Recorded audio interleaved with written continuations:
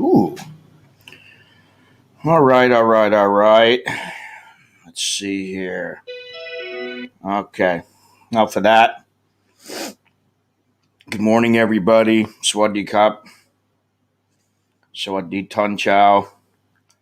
Hopefully, everybody can hear me okay. Please let me know if you can, if everything's all right. Sound and uh, sound and video are okay.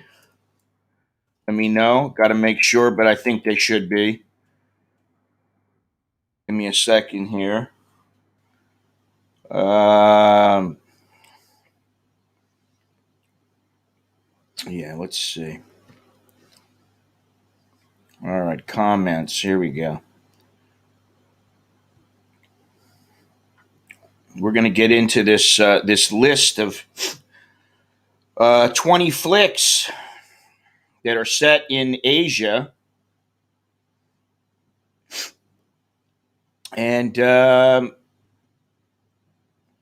a few in that list that I love, and so we'll talk about that. We should have at least two or three people, well, two, maybe three people, who knows, maybe more, coming into the stream today. Uh, on the front page, all I see is about Klong Tui. But yeah, listen, this guy who's the health minister, he said quite a few things, and to me, it's unnecessary. What he does is basically alienate, and maybe this is the whole plan to alienate foreigners. I don't know. Uh, how can we tell? All we know is what the media brings us, and let's hope that some of what they say is true. He said a lot of things. I mean, that he blames it on us and that we're filthy and all these other kind of things.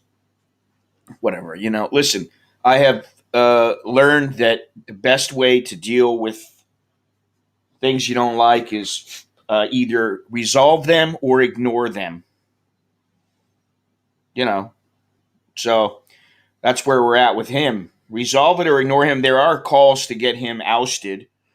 I don't know if that's going to happen, and I can't, listen, I can't worry about it. And really, I didn't want to spend today discussing the news, and I'll tell you what, the other day I went out just down the street to a little store, and that store happens to be my landlord, who owns the store. And I haven't been there in, a week, something like that. And she was so surprised to see me. And I was like, what, you think I'm not alive or, but she knows people are not coming out. And, what are you going to do? You just do what you can. And I'll tell you what, all I'm going to say right now, before I get into this list, I kind of want to wait for the panel to start coming in. I don't know.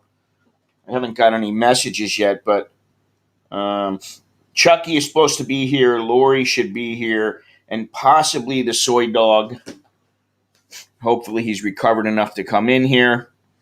But really, I want to just say that today we shall talk about this minimally. We do not want to talk about the COVID. We do not want to talk about the news. We do not want to talk about this stuff right now. Just, I mean, at a minimum, okay, um, things are not going too well here, and that's where I'm going to leave it. I'll get into all the movies. Everybody's got to give their recommendations. Just save it. Save it. Save it. Okay? Please, save it. I can't see every single movie, but I'm going to tell you my recommendations. And those recommendations may change over time just because I have time to watch other movies now. I have a little more time. And, but first, I want to get into, let's see, how hot is it? Because that's always a concern here. And of course, we have one more concern that's a bigger concern, and that's the financial aspect. 86 degrees right now, 20% chance of rain, 77% humidity. The feel like temperature at 8:25 in the morning is 97 degrees. Visibility is 6 miles, and the air quality is 117, which is unhealthy for sensitive individuals. The Thai baht is 31.21 to the dollar, which is, it's been better. It's been better. And there is the soy dog. So why don't we just welcome him, bring him right in so that he can tell us exactly how he's doing. Because, we're so worried about him. There he is. Hey. There he is. 1 second. I'm going to put my headphones on here. So the bald-headed legend. 1 second. I'm due for a shave. Right. Can you hear me? I can hear you. I've been due for a shave for the last week or two. 1 second. I'm having some audio issues here. You've got issues. Test. Test, you've got issues. Bear with me. Standing by. Oh, my phone sucks. Bepnum. 1 second. He looks the same. Guess that's good. Okay. Can you hear me at all? I can hear you. There you go. Thumbs up. Can you hear me now? It's funny. I could barely hear you, though. That's what's weird. And I'm on my phone here. Turn this off. What? Your audio is fine. It's funny. I hear it. Hang on a moment. Second. Hanging on. Standing by. There's something going on here.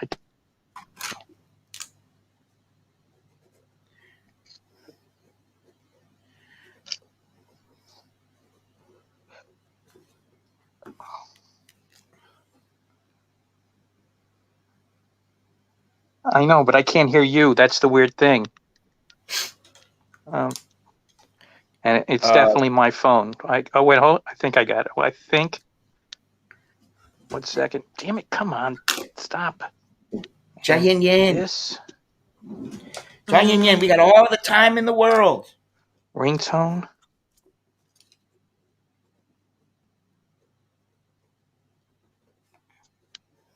Check. All right, I'm going to go out and come back in again. All right, you do that.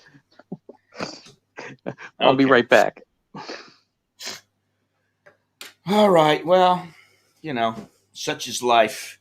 These days, we sometimes have audio issues and video issues. Hopefully, we're all right on my end here. But yeah. We're going to get into these movies here in a moment. So basically I have, I have 15 Western movies. I have 5 Thai movies, basically made in Thailand. And I have 3 of my least favorites, and then I've got some bonus movies.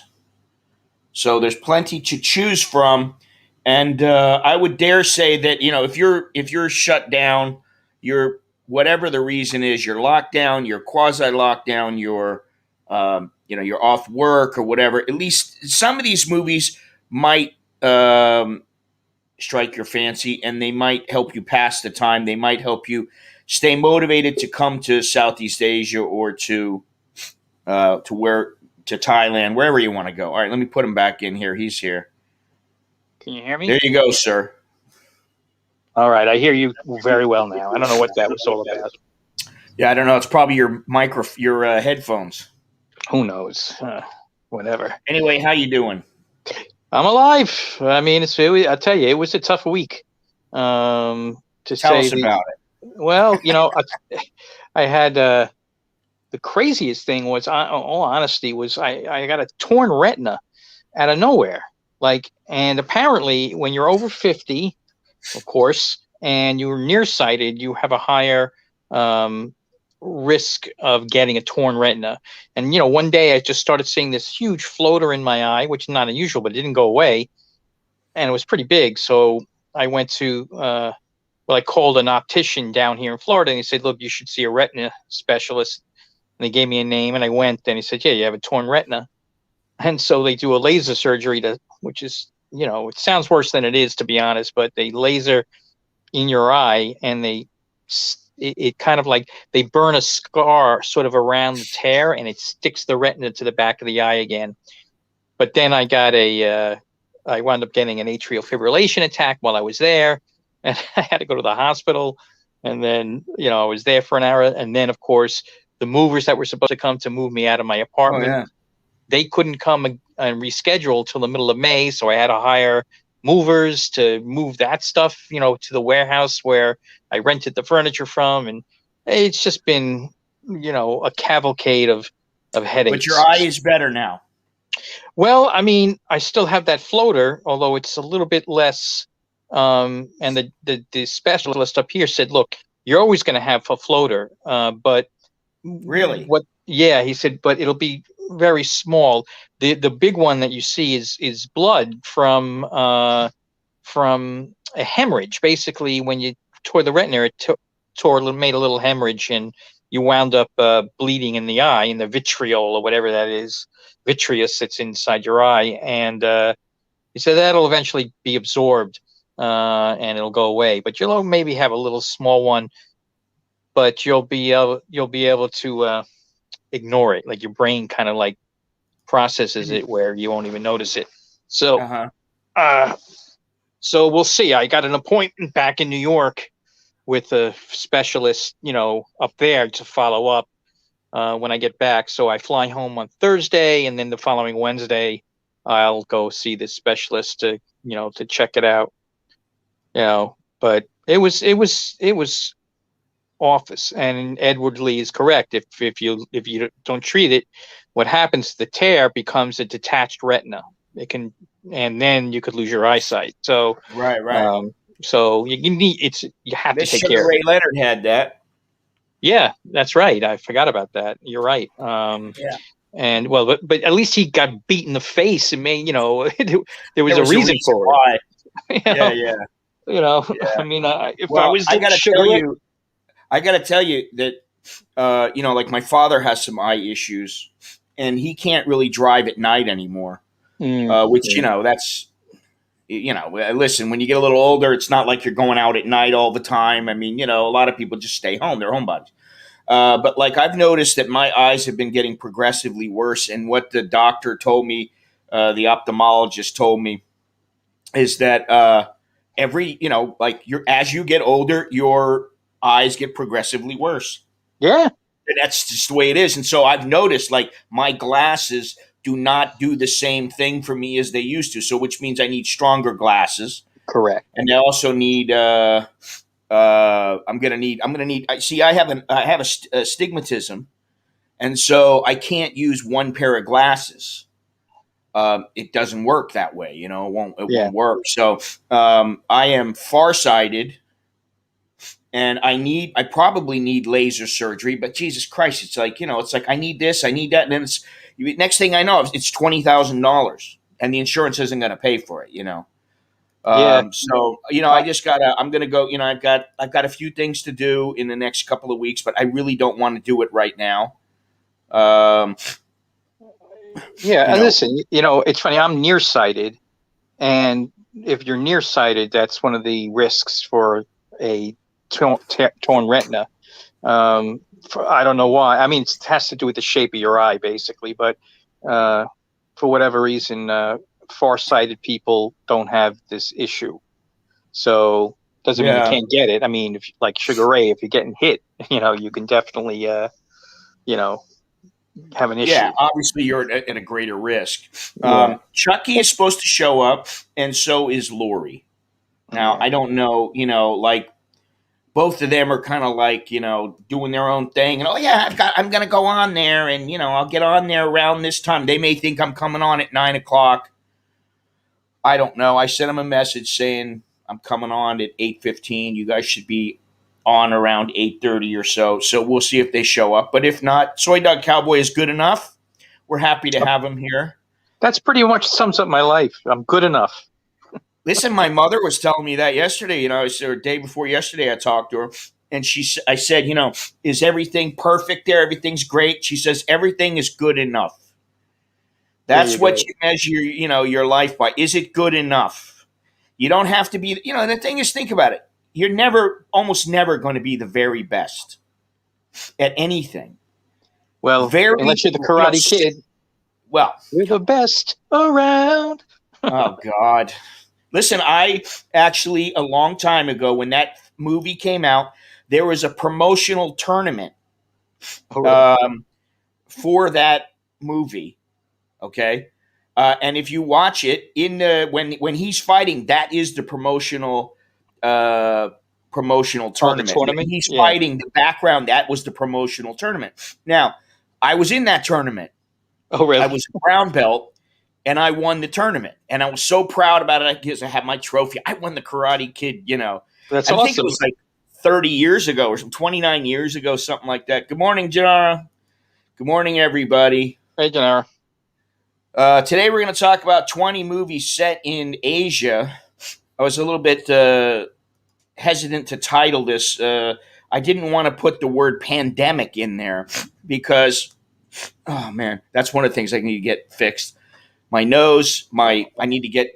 There's a couple things I need to get fixed, and my eyes, my nose, my this, my that. Fortunately, I don't have any hemorrhoids, uh, which is beautiful. Um, yeah, I mean that's a good thing. That's the last thing I want right now. Um, but yeah, we got these 20 movies, and maybe we should just start off on them. And the thing is, I'm going to stick to my list first, and then we can take the suggestions and maybe some of you will know some of these movies. Maybe I'm sure that you will know some of them, but there are some that you may not know. Uh, and I'm going to start out. These are not in any order of uh, preference or how I rate them or whatever. These are just uh, in random order. Okay. Now, there was one movie that I had not seen yet that I read was a very good movie. It's a Thai movie. I'm going to start with the Thai movies. Okay. And that movie, I haven't seen it, and it's 17 years old. Okay. The name of the movie is Shutter. All right. Oh, yeah. And what I'm going to do is each time I have the movie, I am going to put in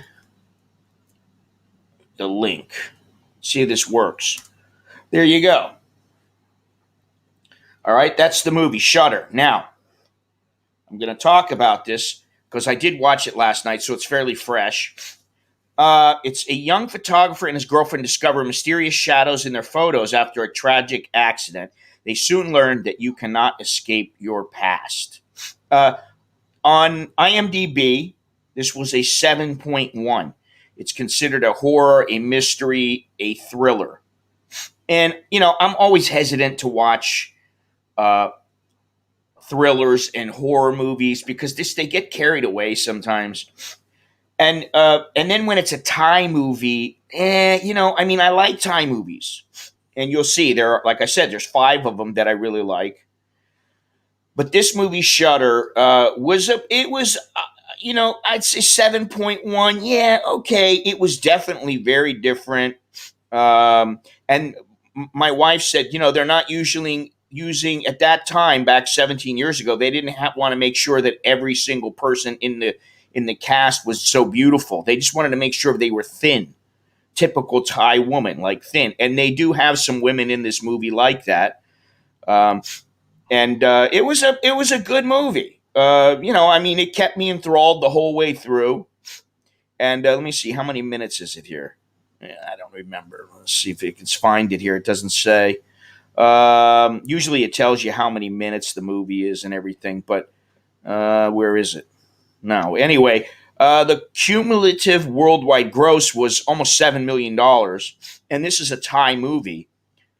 And what I found was pretty interesting is that the movie was set in Thonburi Hospital and throughout parts of Bangkok, but also CASHAPP University, which is fairly close to my house. When you say Thai, you mean in Thai language with Thai actors? Yes, I do. I mean, you either understand the Thai or you watch with subtitles. And I know that's not for everybody, but if you immediately discard movies that have subtitles and you wouldn't understand, you are doing a disservice to yourself.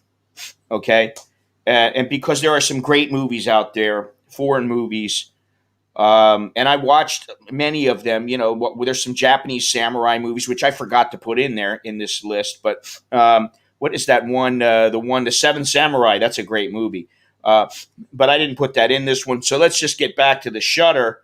So it's on Netflix. It's on Netflix here in Thailand, so you might be able to watch it pretty easily.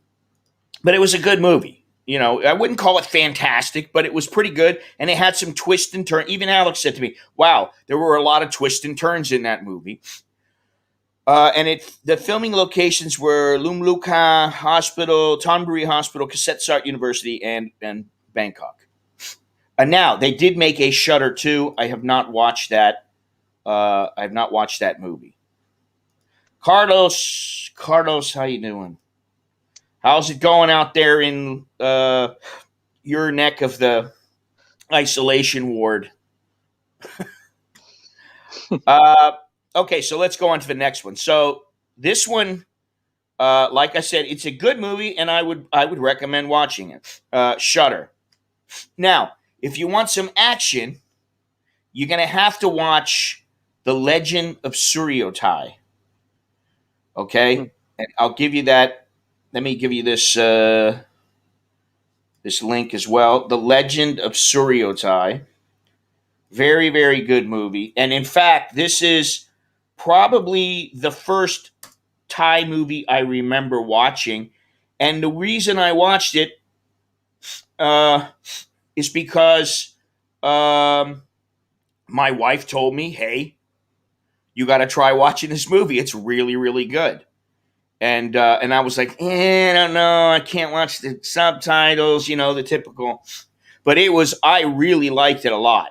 And basically, it says here, during the 16th century, as Thailand contends with both a civil war and Burmese invasion, a beautiful princess rises up to help protect the glory of the kingdom of Ayodhya. So I guess I hadn't thought about this, but they used to call it Ayodhya, not Ayutthaya. Oh, I didn't know that. It used to be spelled with an O, and that's why when I went into that park, where they were going to charge me twice to go around in the little man-made canal, little 10-minute ride. That park is a Ayodhya Park, something like that, but it's Ayodhya, not Ayutthaya. Now, so that's another Thai movie I recommend. It's very, very good movie. Again, yeah, okay, subtitles, whatever. I don't know if they have it to where you can have them speaking in English where it's dubbed. I don't know. All right. Now, another one here. This is a very, very popular one. And this, I can't believe this is 20 freaking years ago. And some of you may know this movie. Okay. Let me see here. Let's see if I can do this. Boom. Ong Bak. Oh, yeah, it's a great Thai martial arts film, man. That guy's a big Yeah, star, man. Tony In Jaa. Thailand. He's Yeah. huge. There's three Ong Baks, but Yeah. I have only seen the first and the second. But the first is fabulous. You gotta watch this movie. This is a must see. If you like Thailand, this is a movie that you should watch for sure. I mean, you just can't overlook it. Okay. Now let's see here what it says. It basically just says when the head of a statue sacred to a village is stolen, a young martial artist goes to the big city and finds himself taking on the underworld to retrieve it. Now, I haven't watched this movie in quite some time, but I do remember it being a fantastic movie. And some of the stuff that this guy did in the movie was incredible. So I really implore you to watch this movie. This is a great movie. Um, Now, that brings me to the next Thai movie. Let me see here if I can do this. Where are we at here? Carlos, it sucks. Yes, it does suck being in your isolation there, and I am isolated pretty much. Interestingly enough, we don't have much. We don't have many reasons to go out right now, so we don't go out. We stay at home. You know. Okay. All right. So there's the Ong Bak. Let's see here. All right. Kurt Russell in what movie? What movie is Kurt Russell in? I don't believe he's in Ong Bak. All right, so let's go on. Have you seen how many of these movies have you seen there? I haven't seen a lot of those actually. I did see the Ong Bak films because if there's any kind of kung fu involved, and a lot of those Mhm. are on my list. you know, Yeah, I'll you tell know. you what. I don't usually watch those anymore because they most of them are shit, in my opinion, or they're so sped up to where you can't even see what's going on that it's like not even really worthwhile to I to, know, to but watch. well, I have a different take on some of these films because they're just they're part of a genre that's important to you know martial arts cinema. I know what you're trying to say, and I agree with you. That if you're a purist and want to really see real kung fu, you're not going to really get that. But Well, kung fu, martial arts, you can't lump them all together because yeah. if you really want to watch some kung fu, I mean, there are a lot of kung fu movies out there. There's a lot of stuff, and I can't include everything in this list. I only made 20. There are a lot of movies that I will not catch, that I will And it's not also put you on got the to look list. like. Would you put in like the bridge over the river on the River Kwai, which is such a fucking great movie? You know, I didn't put it in there, and it is a great movie. But I'll tell you what I was doing. What I did was I basically thought of what are my favorite movies, and it didn't come to my mind. So if it didn't come to my mind, it's a great movie. Yes, I've seen it like 10 times, and yes, it's a great movie. But there is a movie that I think is actually a little bit better that's on this list, and I'll get to that in a okay, moment. okay, let's go. Um, but it's all about taste. That's why I don't rank them because Jesus, I can only imagine the shit that I would get if I said this is the number one ranked movie. I don't have a number one. That's the thing. You can't compare apples and oranges and Apple computers. All right, everybody's putting their suggestions out, but let me get to the next one, and that one is another Tony Jaa movie. And you guys may know this or you may not. It goes by two different names. Okay, one is, and this is the name that I know it of as, is Tam Young Kung, but it's also known as the Protector. Okay, and this is another fantastic movie. I mean, I just don't know. The reason that these are on my list is because I thought, man, now that was a great movie. It kept me, if it keeps me sitting on the edge of my seat for the entire movie, it's a good movie. Then I'm like, wow. And I would actually watch this movie again. I haven't watched it in a while. I would watch it again um, because it's so good. It's one of those kind of movies. Well, you will watch it more than once. You would watch it more than once. Um, because it's such a good movie. All right, and Tony Jaa, he's fantastic. Now I don't know what he's doing lately. I haven't been keeping up on. I don't keep up with all the Thai movies. Now, for those of you who like the Lady Boys, yeah, I know. How does that sound starting out? I have a movie for you uh, that I actually know the person that this movie is about. I met uh, her, uh, whatever, uh, quite some time ago, and I've shown this picture before online, where I'm standing in my Muay Thai shorts, and I was quite a bit younger, and I'm standing next to a guy. His name is Shrena Hoy, and he's a comedic actor. He has all this hair frizzed out all over the place. They brought him in, and they brought in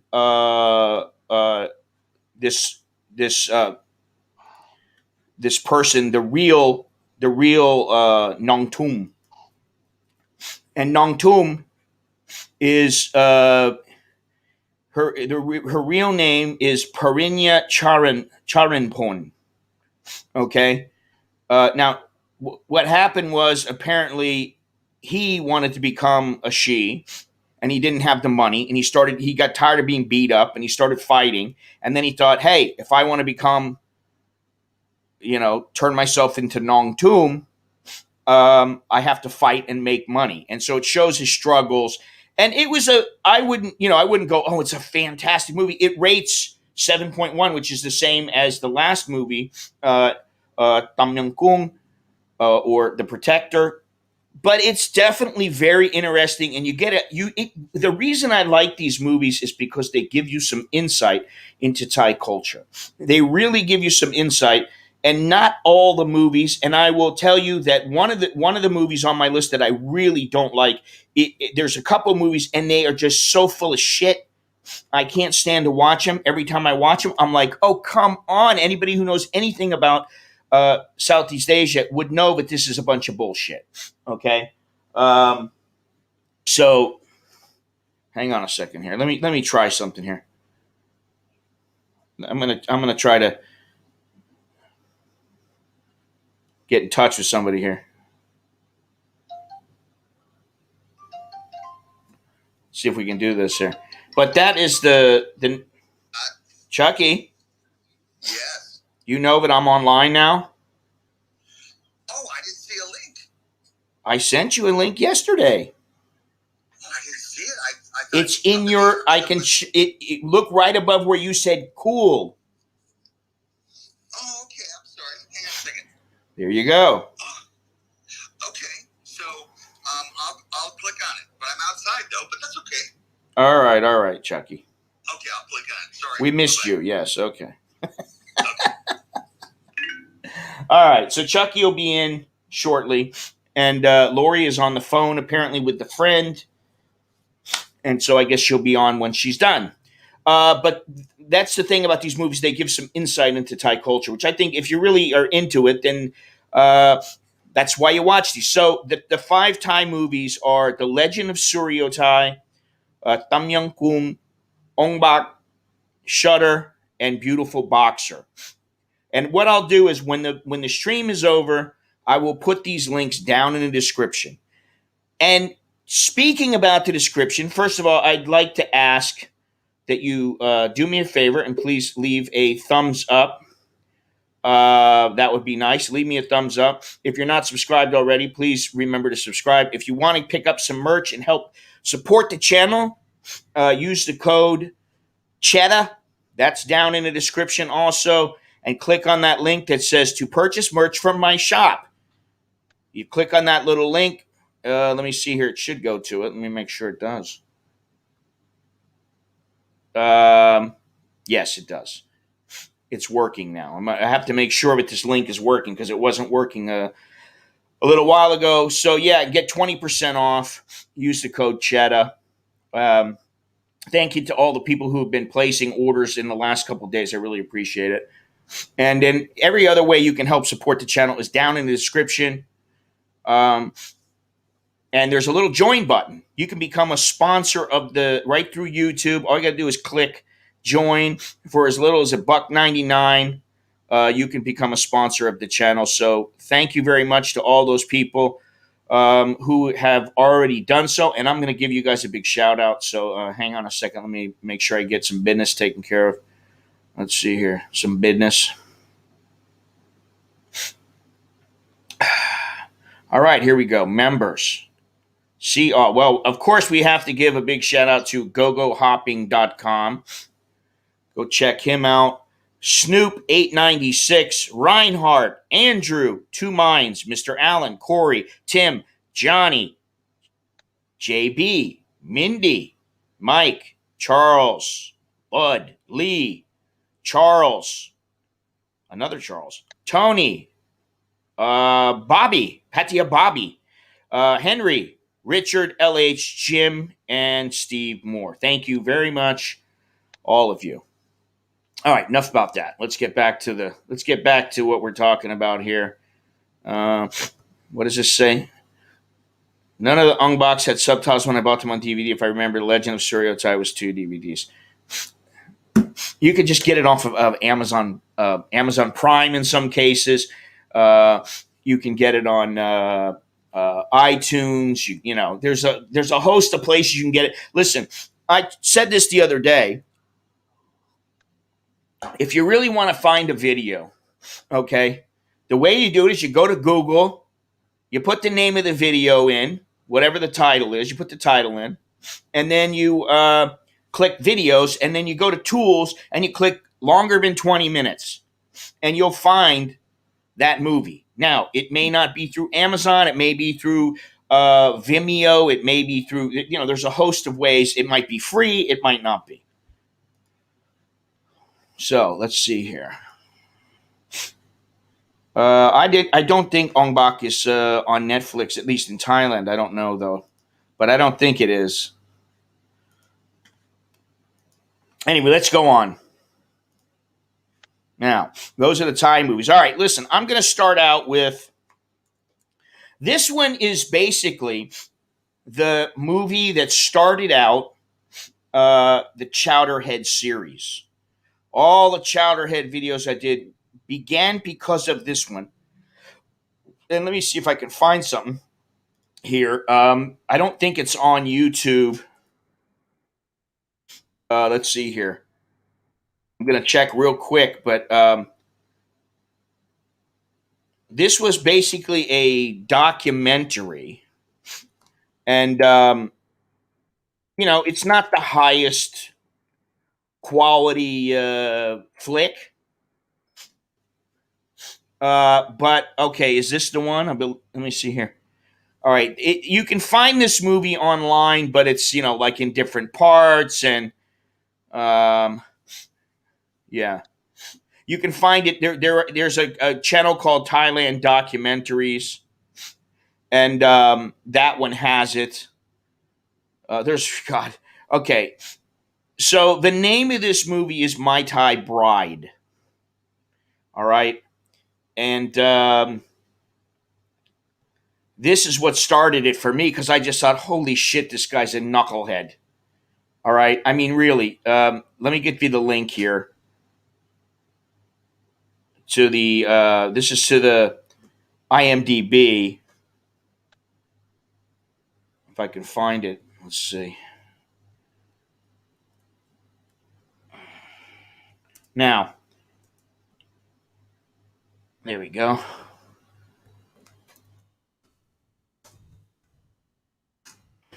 I had a bit. I thought it was My Thai Wife. Now, I put up a video. All you have to do is look for Thailand documentaries, and that movie will come up. Okay, there was only 34 people who ranked it. I can't see. Let's see here. Winter Hot Docs. Supposedly, it has some awards, although I don't know how many awards it really has. It was basically a short, and it was about 50 minutes documentary. 54 minutes. It was documentary. It rates a 7.2 on IMDb. And I think I have the link to it in my members section. I put that up like a long time ago. I think it is still there. But this movie basically, there's a guy named Ted, British guy, who comes to Thailand, meets a girl in the bar. He's like infatuated with her, and then he decides he has to go. Sorry about that. What happened? He decides to go back home. Longhorns, I'm going to leave that to you. All right, we're not even going to talk about that. Oh, here's Ass Crack Charles, as he's known. Ass Crack Charles, how you doing? I'm good. How you doing? I'm all right. I can't complain. I just went to go visit my friend. She's 93 years old. Oh, that one. Yeah, You've told me about her. She's from London, but she's an American. She's been an American for like 50 something years since Interesting. Since 1966. So Wow. she's very sweet. She's very nice. You don't have a mask on, Chucky.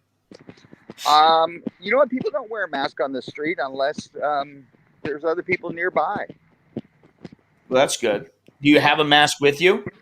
I sure do, because I'm going to go in second and get a Starbucks, and I have my mask. I always do.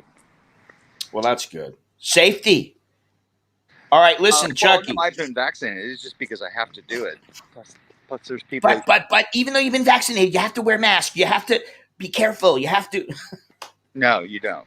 We're not going to talk about this today. All right. We're talking about movies. You have a Thai movie. Have you seen any Thai movies that you like, Chucky? Yeah, but I don't remember the names of the movies.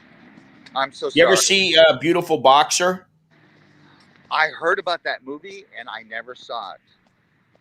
Okay, you know that is a movie about a Muay Thai fighter. Very famous movie around the world. Yes. With gay people. Super famous. There you go. And I know that person. I met that person. I don't know her. But I met her. Oh, okay. I spent a few hours with her on they've recorded a little segment where they asked Nong Tum, who is Beautiful Boxer, to train one of the fighters, one of these guys who was, I don't know what the deal was. He wanted to become a fighter, and he showed how he fought, and he basically hit like you would think like some girl would hit, like with the, hitting like this. And so Nong Tum was brought in to train him. What are you doing, Chucky? I don't know. I tried to turn my camera around, but what happened to me? Can you hear me? You lost your video. You hit the no video button. Oh, shoot. How do I go back to the thing? Chucky, come on, man. Tell me what to do.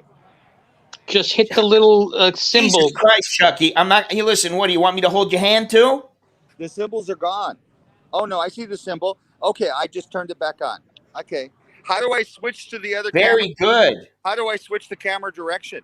Figure that one out yourself, too, and then you'll remember it. If I tell you, you will forget. All right. Anyway, listen. I've already went over 5 movies, Chucky. Okay? 5 Thai movies. Now, I'm telling you about the one right now that basically started off the Chowderhead series, which is My Thai Bride. And it's about a British guy named Ted, who he basically goes to Thailand, meets some girl. He's like totally infatuated with her. He goes back home. He thinks, you know what? I hate my job. I hate what I'm doing. I got to go back, and I can't stand being away from this girl. I'm going back. So he goes back and he marries the girl. And then basically it shows how she treats him once his money starts running out, and what happens to the guy, and how she thinks. And again, this is another one of those movies. This is not a Thai movie per se, not made by Thais. It was made by a guy named David Tucker 10 years ago. I don't know, Chuck. Yes, you are. Okay, I wanted to make sure. Jesus Christ. I was not able to. If you can see yourself, you should be on camera, Chuck. I was not able to. All right. Anyway, let me just continue. So that particular flick, um, that was the one where, let me see if I can figure out where if my video is still even ranked up here. I don't even know. Because if you hit my Thai wife, it used to come up first. Do you know what? It used to come in first in YouTube, which I mean, this is my most popular video. Holy shit. Let's see if I can find it here. But anyway, yeah, I mean, this video's got almost 900,000 views. It was my response to this guy, which, of course, I don't know. Maybe he saw it, but I kind of doubt it. But it's the most popular one. And let me see here. I'm going to get the link to it and throw it up. Can you sort it by that? Yeah, you can. Sort it by most popular. Wow, it doesn't even. How come it? Oh, here it is. My Thai girl scams. 10 mistakes to never make in Thailand, and it was basically meant 10 mistakes not to make in Thailand with working women or women who are out for your money.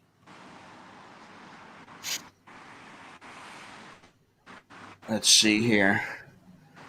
Chucky is not in Mexico anymore. Chucky, are you there? Ugh. Chucky, Well, you're locked up. I don't. There you go. Can you see me now? Yes, sir. We can see you. Cool. I'm in Is West this Hollywood. thing on? Carson, is this thing on? Jesus. All right. Let me go on, Chucky. You figure your stuff out there, but that's my video there. What is it? My Thai wife scams. And I was just sitting in a park. You could tell the video was like on an iPhone 3. Didn't have any audio device or anything. It was just the iPhone. The quality was definitely not there. But, it is what it is. It's still got 800, almost 880. Let me see. 800 and. Did I have any intro back then? I don't think I did. Back in 2000, May of 2013, I made this video, and it got 870,952 views. That is That's my a most lot. popular. That's my post. Yeah, well, I wish I got that every single time, but it didn't work that way. This video spoiled me. The very first comment is prostitutes are not meant to be used as wives. This is the golden rule for any single guy who visits China, especially for guys who are extremely new to the scene. I mean, you forget about it. Anyway, let me go on here. We got the 20 movies. Let me get back to the list, all right? Because we have a tendency to get sidetracked. Now, the next one is a movie, and you guys might like the title. It's same but different. All right. I saw this movie. It's about 12 years old. I've seen every single movie on this list. Okay. It's been a while since I've seen some of them, but I have seen all of them at one time or another. And it says the unexpected and uncertain love story of Shrey Kyo, a 21-year-old bar girl in Phnom Penh, and Ben, a young German student traveling to Cambodia on a post-graduation summer trip. Now, I remember this one, and I just thought to myself, just like one of the other movies on this list, I just thought, man, it's the chance of anything positive coming out of this is next to none, because this is the whole prostitution scene. I'll take Americano, venti size, hot. Why don't you show us Starbucks there? Want to do something useful? Make yourself useful. Chuck.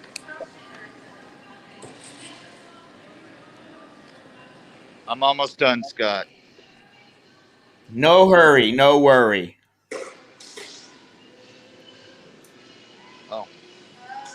All right, so here's the link to this movie, same but different. Um, and I just, from the very beginning, I thought this guy is in way over his head. He doesn't know what he's getting himself into. 6.7 on the IMDb. And you know, most of these movies, uh, they're not really 100% accurate, or even some of them are really poor. They have a poor portrayal of Cambodia or Thailand or wherever it is. This one's pretty good, and it shows, you know, just like in that last documentary, which obviously it's real. It gives you the insight that to me is very important. You need to be taken into the cultures to where you understand. Oh, this is how it works. Like, hey, you know, the mafia takes care of these people.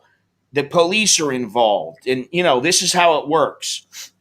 And so that's to me what is important in these movies that give you an accurate portrayal. And in a minute, I'm going to tell you some of the movies that don't give. They give a really piss poor portrayal of these cultures. Let's see here. Same but different. Mask broken. Ha ha ha. Okay, so I'm gonna go on. That one's a pretty good movie. Now, um, let me change gears. I'm gonna go to a movie that is also. I'm gonna go to the ones that take place in Cambodia. Now, this one is a favorite of mine, and it's pretty accurate. They play it up a little bit. You know, they dramatize things a little bit to really emphasize things, but for the most part, it was dead on. And this is a movie with Matt Dillon and James Caan, City of Ghosts, 19 years ago. And I've talked about this. Matt Dillon went into a bar that my buddy used to own. He went in there with a couple girls, and you know, he hung out there. Went there 2 nights, hung out there, and just drank beer, and that was it. And I think that was on his either on his, you know, he had a break or something, or I don't know what the deal was, but he did go in, and I saw the pictures and everything. I was like, oh, that's Matt Dillon. Yeah, okay, you know. But the movie was quite good, and there's a song in it which I don't remember the name of it. How's it go? You know, if I started singing like that, you would have a heart attack. No, I'm trying to remember the name of it. Oh shit. What happened? I don't know. Son of a bitch. I hope we still have internet. Oh, I see you. Yeah, well, this is not loading for some. Oh, maybe I got to put the WW in front of it. Sometimes they want you to do that. I don't know what's going on. I'm not getting internet right now. At least not on that. So, or maybe I pushed in the wrong letters. No, it's not coming up now. I can't get up the IMDb.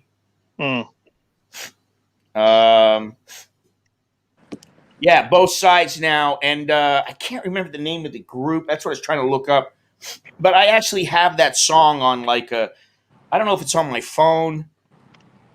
Actually, let's see here. I'm sure that they have it on Spotify. It was a very popular. It was a Joni Mitchell song, but it was done by a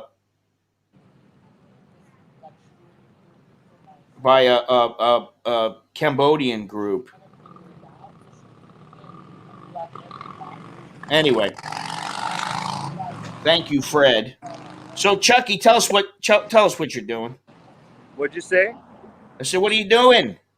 Well, I just ordered my Starbucks coffee, and So you're sitting outside at Starbucks. and I'm outside. I'm on Santa Monica Boulevard and Robertson Boulevard.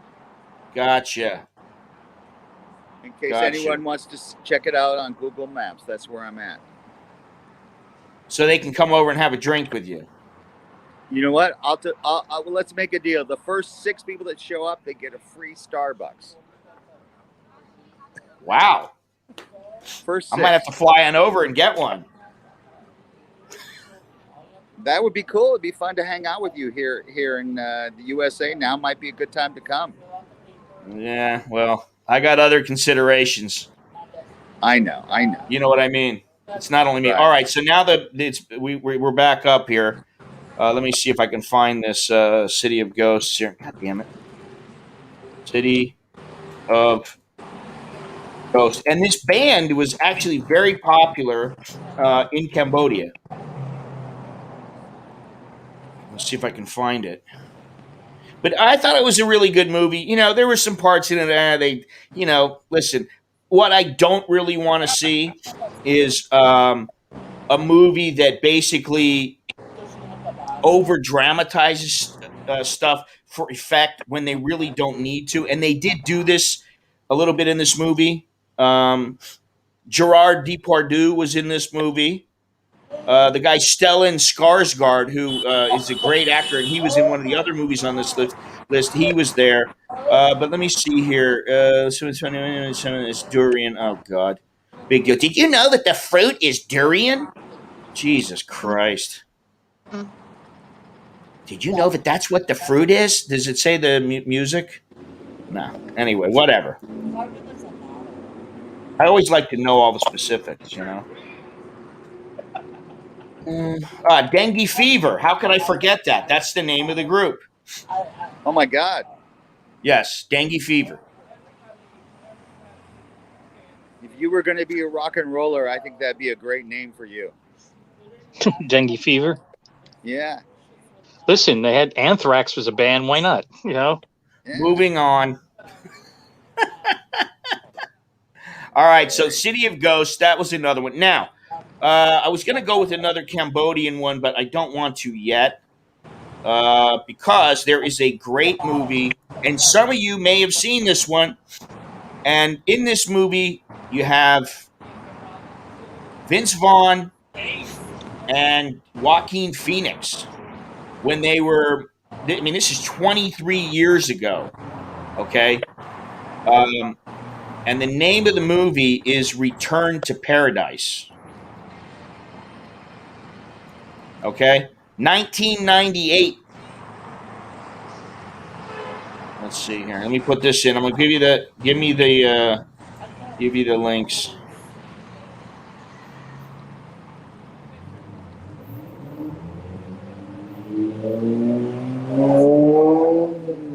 Anybody seen this movie? What's the name of it? Return to Paradise. I don't recall it. Two friends must choose whether to help a third friend who was arrested in Malaysia for drug possession. Nobody remembers this movie. Holy shit, are you guys missing out? I heard of it, but I don't recall seeing it. Jada Pinkett Smith was in this movie. I don't remember her. Joaquin Phoenix, Anne Hesh was in it, and Vince Vaughn. They were the leads. But this was a really good movie. And basically, like it says, it's a guy gets arrested in Malaysia for possessing drugs, and it shows what happens afterwards to him. And there's some twists and turns in this one. And yeah, it was. This is I highly recommend this flick. It got a 6.9 on the IMDb. I would rate it even a little higher than that.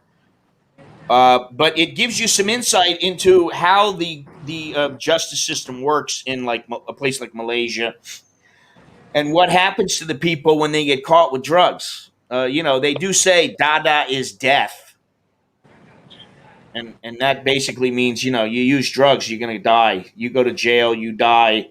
We kill you. You use drugs, we kill you. All right, next.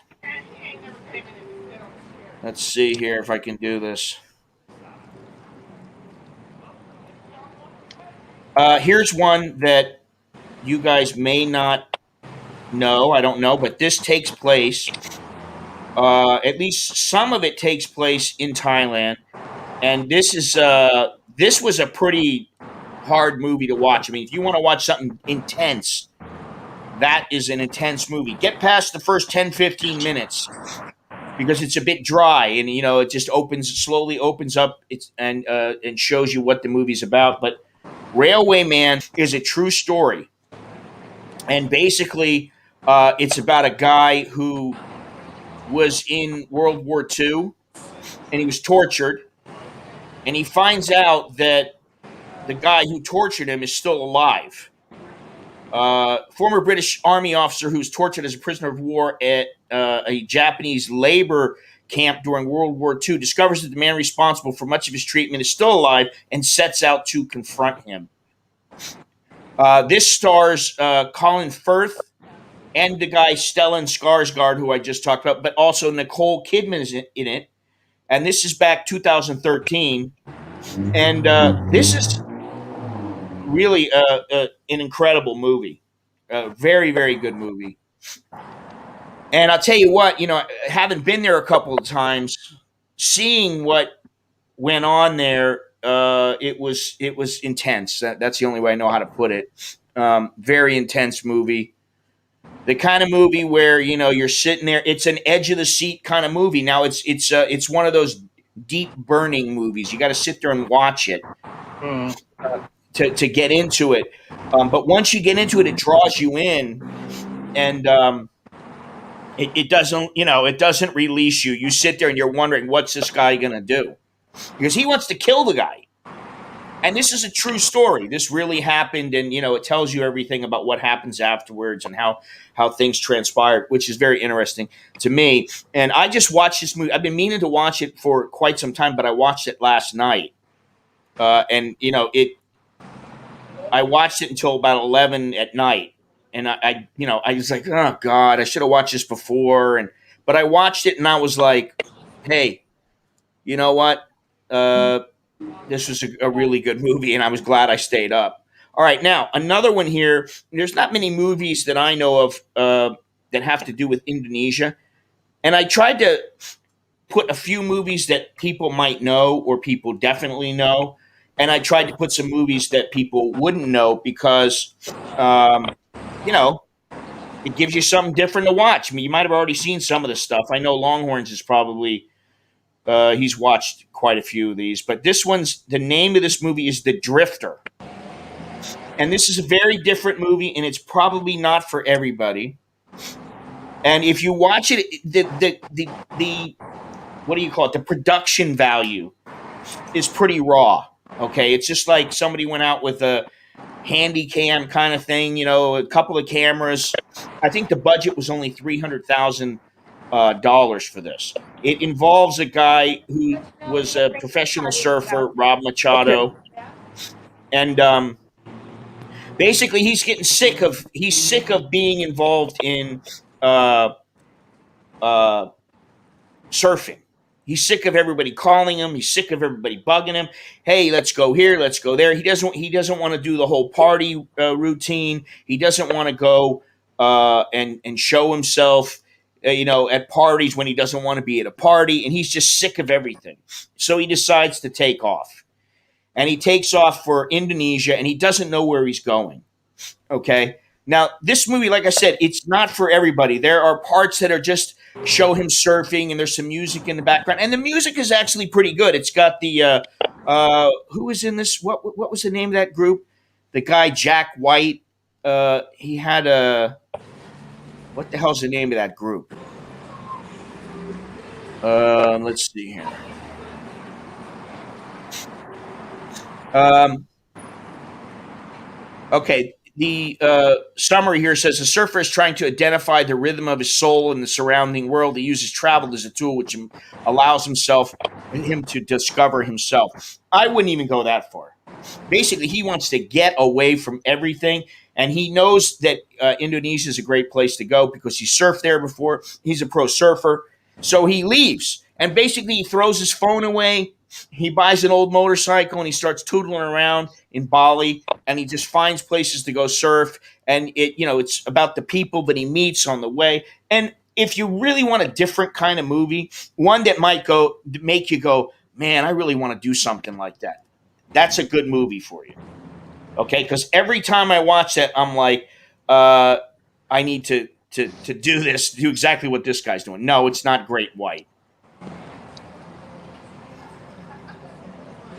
Let me see. I'll remember it once I see it.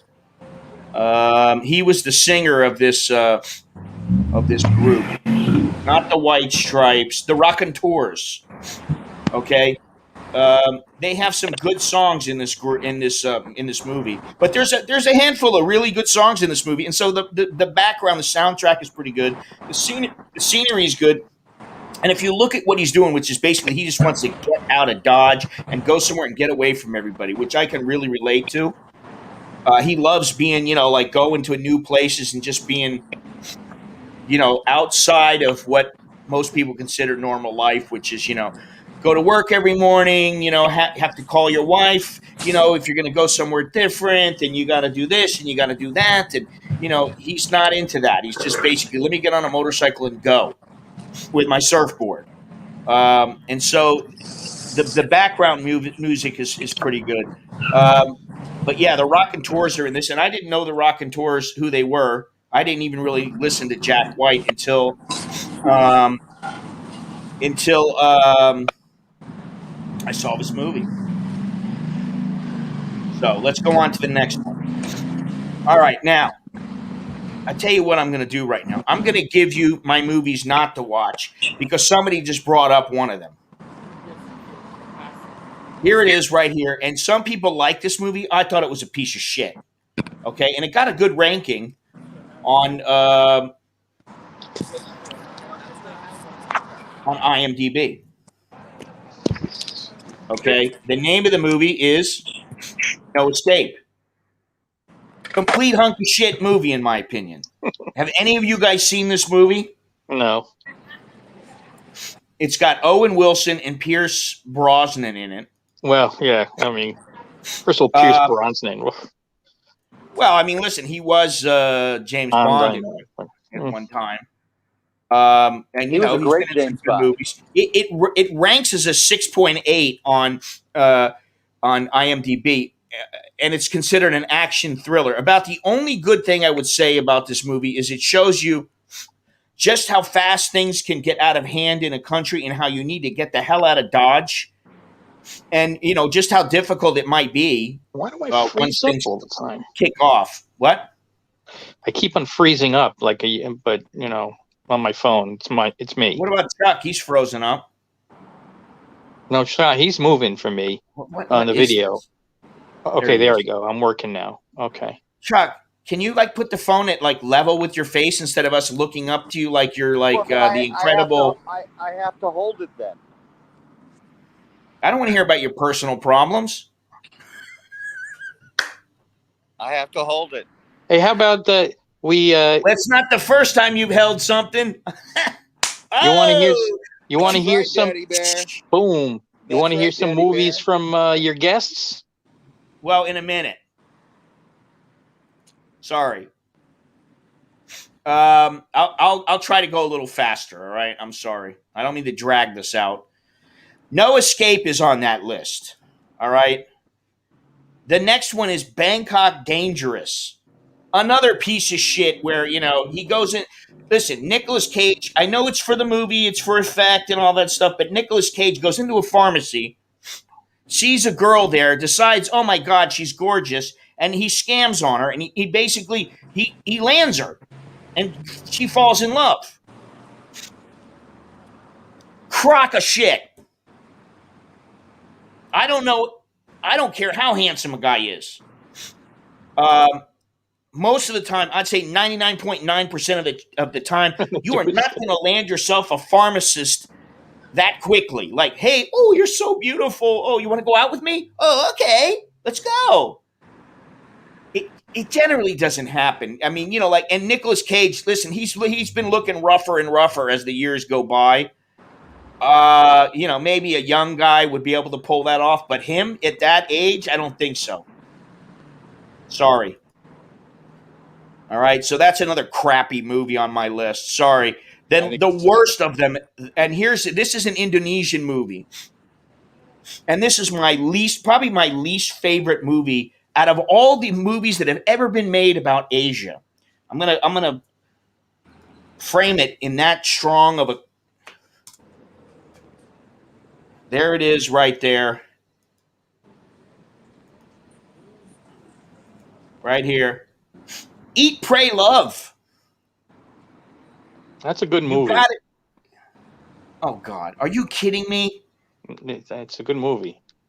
No, it's a piece of shit. Come on.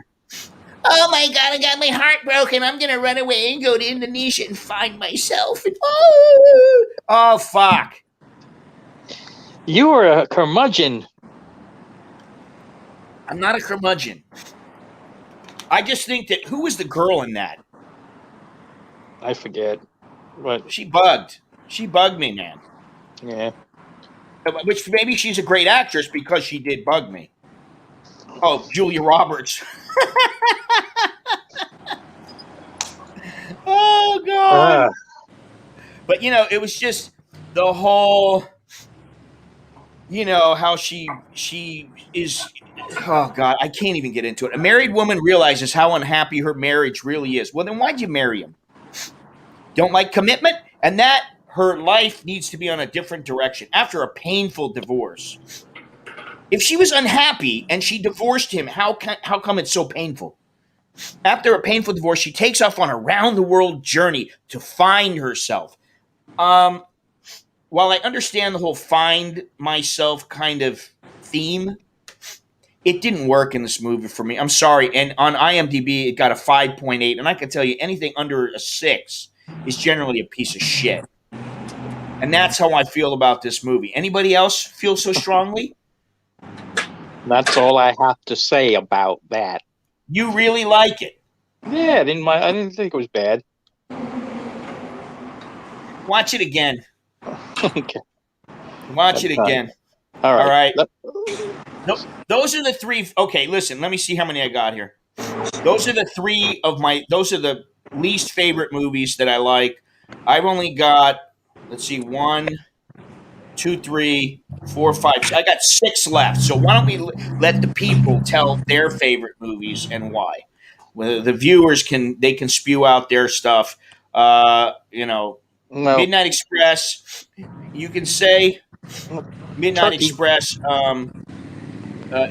Turkey is in Europe and in Asia, so you could kind of include that, but I didn't include it.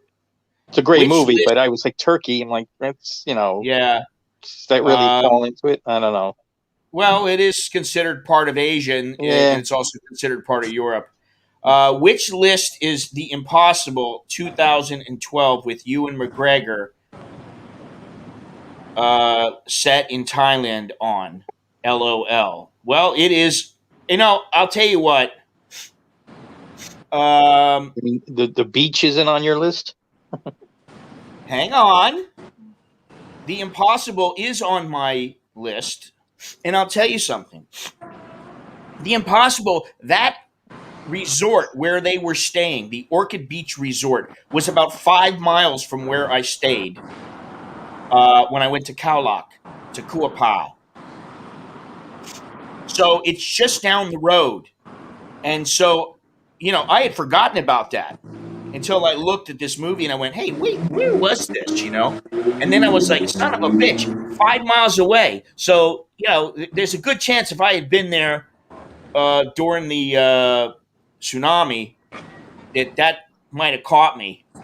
Now, I was in Phuket a week before the tsunami hit. And, fortunately, I went back home. I was done with what I was doing. I came back home and nothing happened. But if you watch that movie and you see everything that happened, and you can imagine that all this stuff was real, all the people laying around, people hurt. They, imagine Thailand. They don't know. This is something that you can't plan for in advance. Where you go, okay, so if thousands of people are washed away in a tsunami, and then a lot of them are dead, some of them are gravely injured. What are we going to do? There is no real. You can plan all you want. You're just going to have to do the best you can, and that's kind of exactly that movie showed that. They did dramatize some things, for effect, but still a very good movie. That is on my list. Also, okay, what was the movie you guys said? The Beach. The Beach is on. You got to put it on for younger people who are interested in coming in Thailand, this is the kind of way that some of them think. They think I'm going to go and I'm going to stay in a little rat house of a hostel or a hotel. It's going to cost me 100 baht a night, and I'm going to go stay there, and I'm going to meet all kinds of people. Woo! We're going to party and drink mushroom shakes and smoke ganja and get fucked up, and who knows? We're going to find that hidden island. That's how people used to think. I don't know if they still think that way, but that is definitely how they used to think. And listen, I'm always looking for those little hidden beaches, but I'm not willing to share it with anybody. And, I'm sure there's a hell of a lot of people that feel the same way. So the beach is on the list also. You got to watch the beach. All right. I'll tell you, listen, Maya Bay is spectacular, no doubt about it. The issues, as you know, with Thailand and all of their best beaches, for the most part, is it's overrun with tourists. So when you go to Maya Bay, when there's not a pandemic, there's 1,000 people there. It's like, it's so unenjoyable. And every island I've gone on. Yeah, I went on one of those, longboat tours when I was in, down in, Krabi. And, you go to Hong Island, you go to all of them, and they're all packed with tourists. And you're like, ugh. That's why the trick is to find a place that tourists don't want to go to. And usually those places are places that are very hard to get to. And yeah, no doubt. Even those have places, even those places have people that are still willing to go there. Yeah, there's a lot of private tours. Like when I went to that island I told you about off of Pattaya, it was great, and there were set times when no one was on there, but then these private tours would come, and there'd be like 20 people, they'd stay for 2 hours. But the guy that we were with said, well, I'm going to take you to the other side of the island, and no one goes there. And, it's great. But, Maya Bay is so spectacular. Like, well, they have shut it. They shut it down a while ago. Yeah, 2 years now, which is great. I mean, it really good for them. Time to recover. But it's, they will reopen, and it'll be the same mess of, thousands of Chinese tourists, staying for an hour. But the water is spectacular. Anyway, The Beach, I think, is a great movie. It's not a good movie. I want to make a shirt that says "Blame it on the Chinese." The Beach is not a good movie. I mean, it didn't get good reviews, but it is very influential on people coming to Thailand. There you go. So, you got to look at it that way. This is what I'll say about the Beach movie. Okay, it is not a fantastic movie. They do take a lot of liberties. But if you are a younger person and you see that, and you see like what it represents, which is the freedom to, do what you want. You don't have to have a lot of money. You can be, just a guy, living off. I mean, listen, I know people, and, I talked about this. I met some Israeli girls who basically were staying in a hotel in Kanchanaburi simply by working a couple of hours a day, greeting guests and bringing them in and checking them in and stuff like that. And then they just had a little bit and they got some food or whatever. And that's how they lived. And like to them, it was like, oh my God, I've got to spend $30 to go get my visa renewed. And I was like, you're $30 and you're going to go get your visa renewed and you're complaining? I'm like, what the fuck? And that's kind of how it was, and it still is a little bit, but that's going away because you can't get away with that shit anymore. Right. Now, The Hangover, everybody's got to bring up The Hangover. The Hangover 2. Right. 2011. That one's on the list. And, it just, if not for any other reason than it's funny as hell. Okay? It really is. It's a funny movie. And so you got to watch it. It's on that list. How many Hangover movies were there? 3. In God's Hands is a good surf movie. Guys Looking for the Perfect Wave. Okay, I'll have to remember that. I haven't seen it. Let's see here. Let me see something. Usually surf movies are made by the surfing companies. They're the ones who tend to finance it, and thus, they're not quite what they should be. And I'm looking at this God's Hands. It's a 5.6. Surf movies, for some reason, have not taken off all that well. There was that Blue Crush a while ago, which was in Hawaii. this is a 5.6. If you say it's a good movie, listen. If you want to watch surfing and guys looking for waves and stuff like that, you kind of got to be into it a little bit. I used to like stuff that I saw about G-Land, which is in Indonesia, and it's supposed to have the best waves on the planet.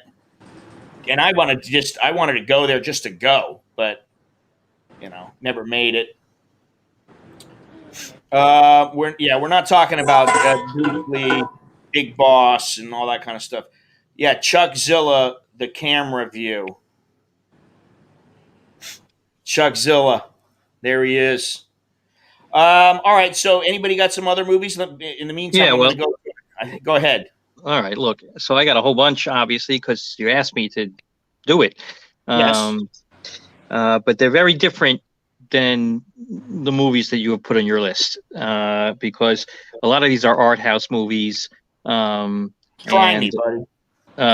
But I really think they're pretty amazing, or they're just ridiculous, and therefore I love them. Sort of like The Hangover that you talk about. So the first one was a movie called King of Masks, and it was a Chinese film, and it won all these awards when it came out.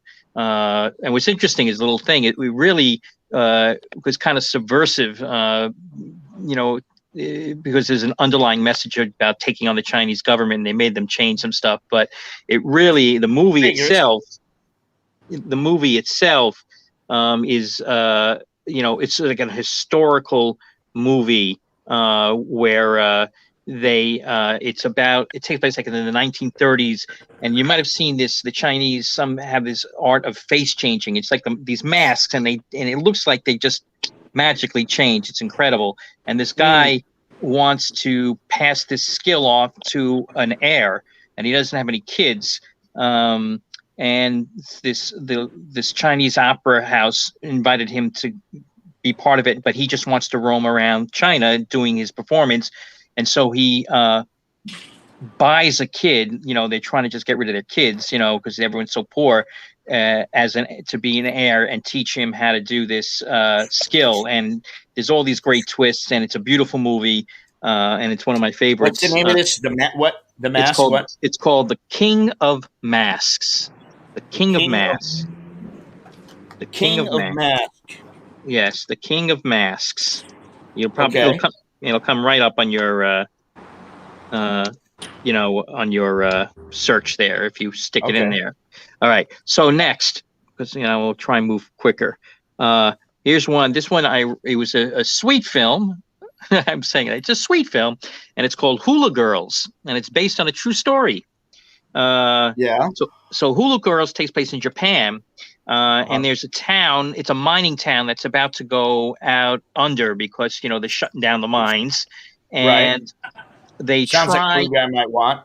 And so they come up, the company that's shutting down the mines comes up with this concept. Everyone's going to be unemployed. And so they try to save the town.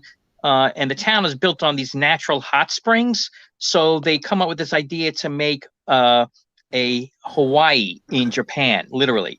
And they're going to build this whole indoor stadium, and it'll be heated by this, underground springs. And, it's cold in Japan in the winter, and people will come and they'll save all these jobs. And obviously the title, is that they bring in this, famous dancer, and she's got a backstory to teach the local girls how to hula dance. And and there's a lot of twists, obviously, but it's a very nice movie. And I highly recommend. 7.1 on the IMDb. That was about 15 years ago. Yeah, these are all. It is in Japanese, but I believe I'm looking right now. If you can see, let me see here. If you can find it online anywhere. It's Japanese with subtitles. That's how I watch it. Yeah. Yeah, it's on track.tv and several other places. You can get it. It might be a little difficult. In other words, you might have to spend a few minutes looking for it, but you will find it eventually.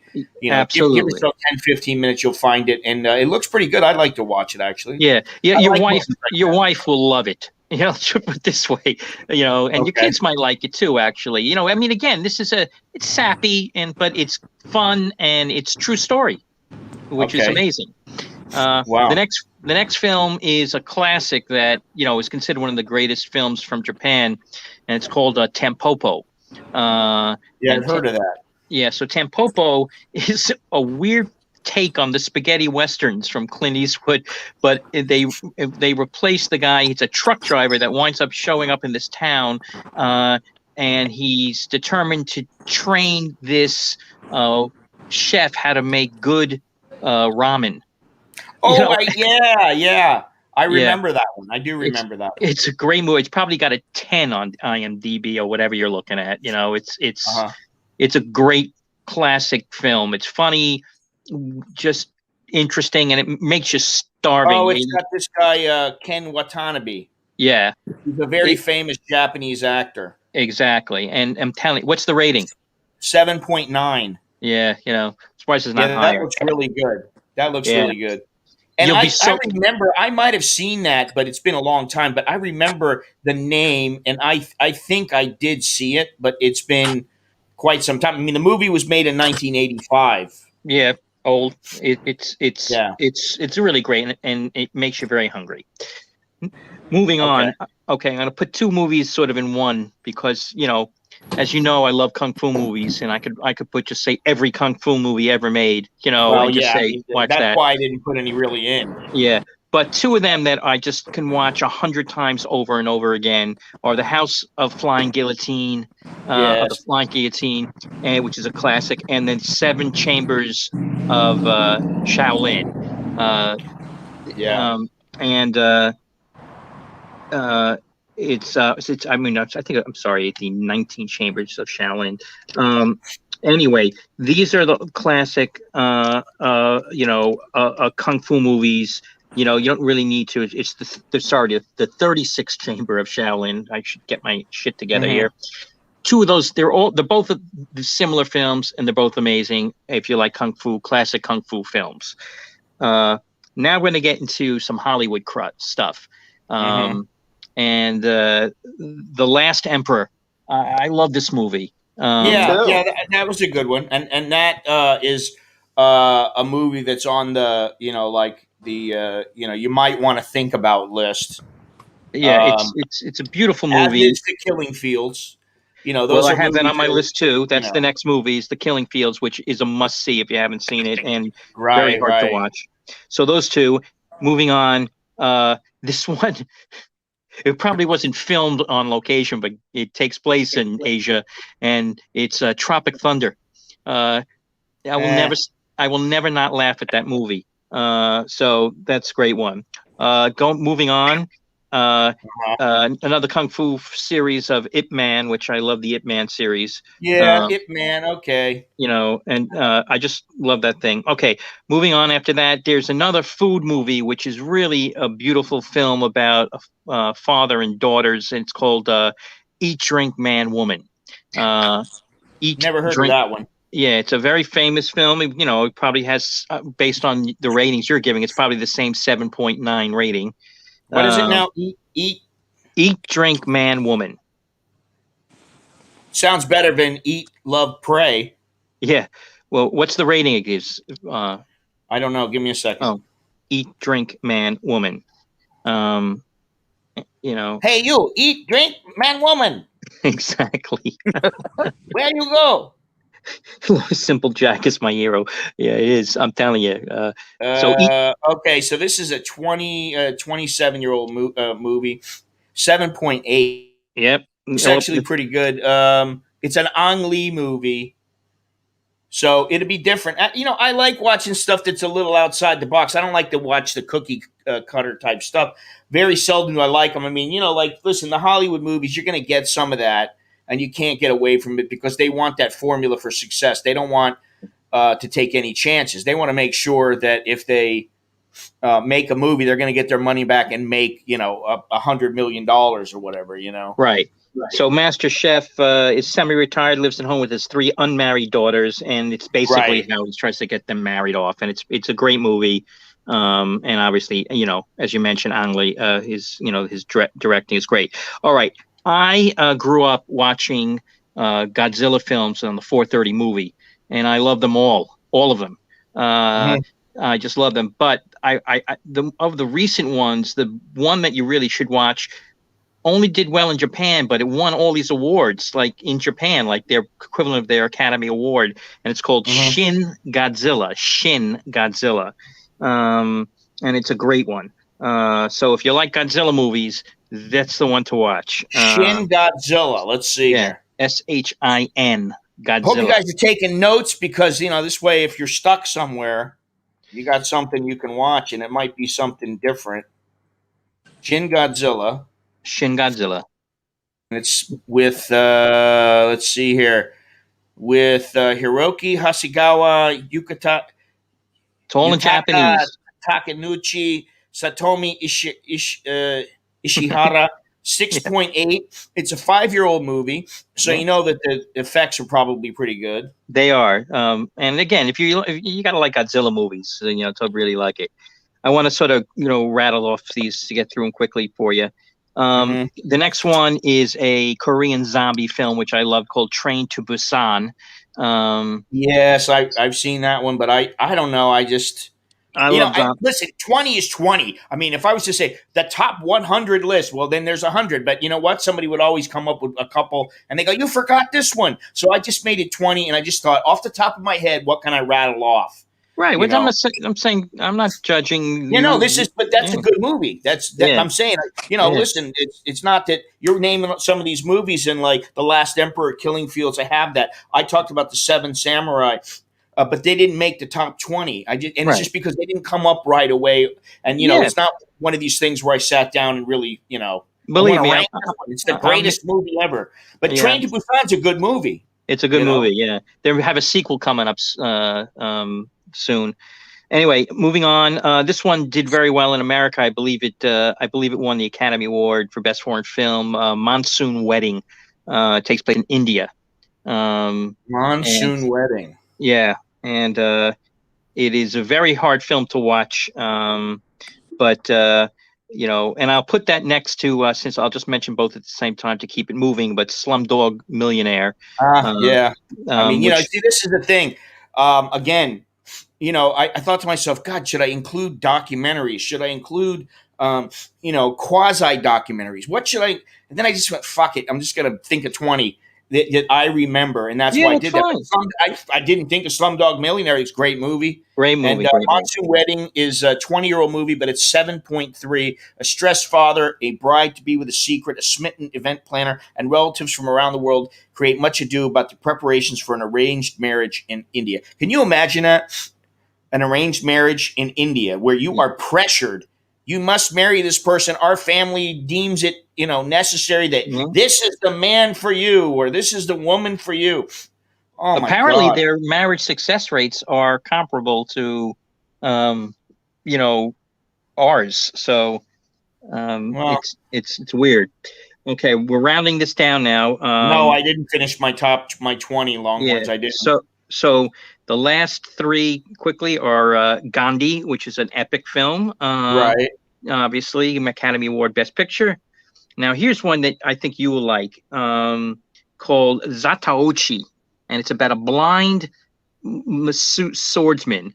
And so he goes around and he's like a masseuse, but he's old and he looks so frail, but he's a master swordsman and he can kill anybody. Like it's an amazing film. And it's called Zataochi. Zatoichi. Zatoichi, I believe. Zatoichi.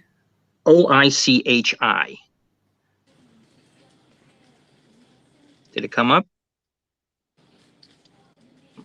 No. Oh, yeah. It's a Zatoichi. Correct. That's it. So 1989, 7.3. Now there's a whole bunch. The Zatoichi films have been around since the 1950s. So this is a legendary series, and they make them. There's about 40 of these films. Interesting. But it's a great storyline, and it's one of my favorites. And they're very entertaining. And the last on my list is 3 movies in one because they're pretty much all the same. You've seen them, 2 of them definitely. The Ring, horror film, and The Grudge, 2 classic Japanese horror films. And then there's this other Japanese horror film, which I saw, and I swear to God, I don't think I slept for weeks because it was so disturbing. And it's called Audition, and it's a Japanese horror film. And it's about this sort of like a widowed movie director, and he wants to start dating again. So he has a fake audition for a movie to see if these different women to come in, and he falls for one of them, and she seems amazing, but she's not, and she's certifiable, and Isn't that usually how they are? yeah, and No, it's I take that back. But it's so hard to watch, man. I watched it in the theater, and it's very disturbing. So that's my list. all right, that's your list. Chucky, before I get back to you, I'm just going to bang out the last ones that I have on my list. There's a movie called Only God Forgives. You talk about artsy kind of movies. This was with Ryan Gosling. It was 8 years ago.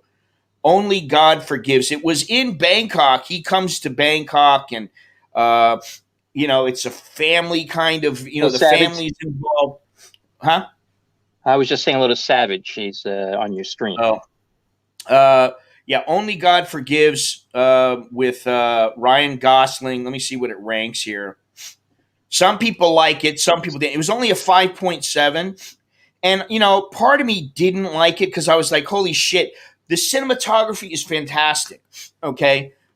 They really took time. And that's why it's considered kind of an artsy kind of a film. Scott, put yourself in the center, will you? Am I not in the center? No. Oh, this center. Sorry. Yeah, I mean, I did There my you go. list. Let's see here. There we go. All right. Okay. Only God Forgives. If you like Ryan Gosling, Kristen Scott Thomas is in it. And then there's, it is set in Thailand. I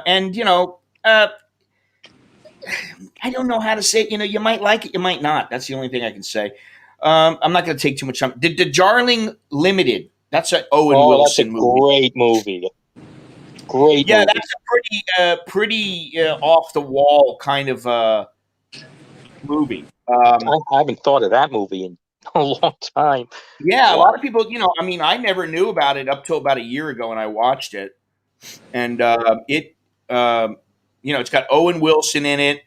It's got Adrian Brody and Jason Schwartzman, and they're all brothers who go to India in an attempt to bond with themselves. It's a 7.2 on the Richter scale.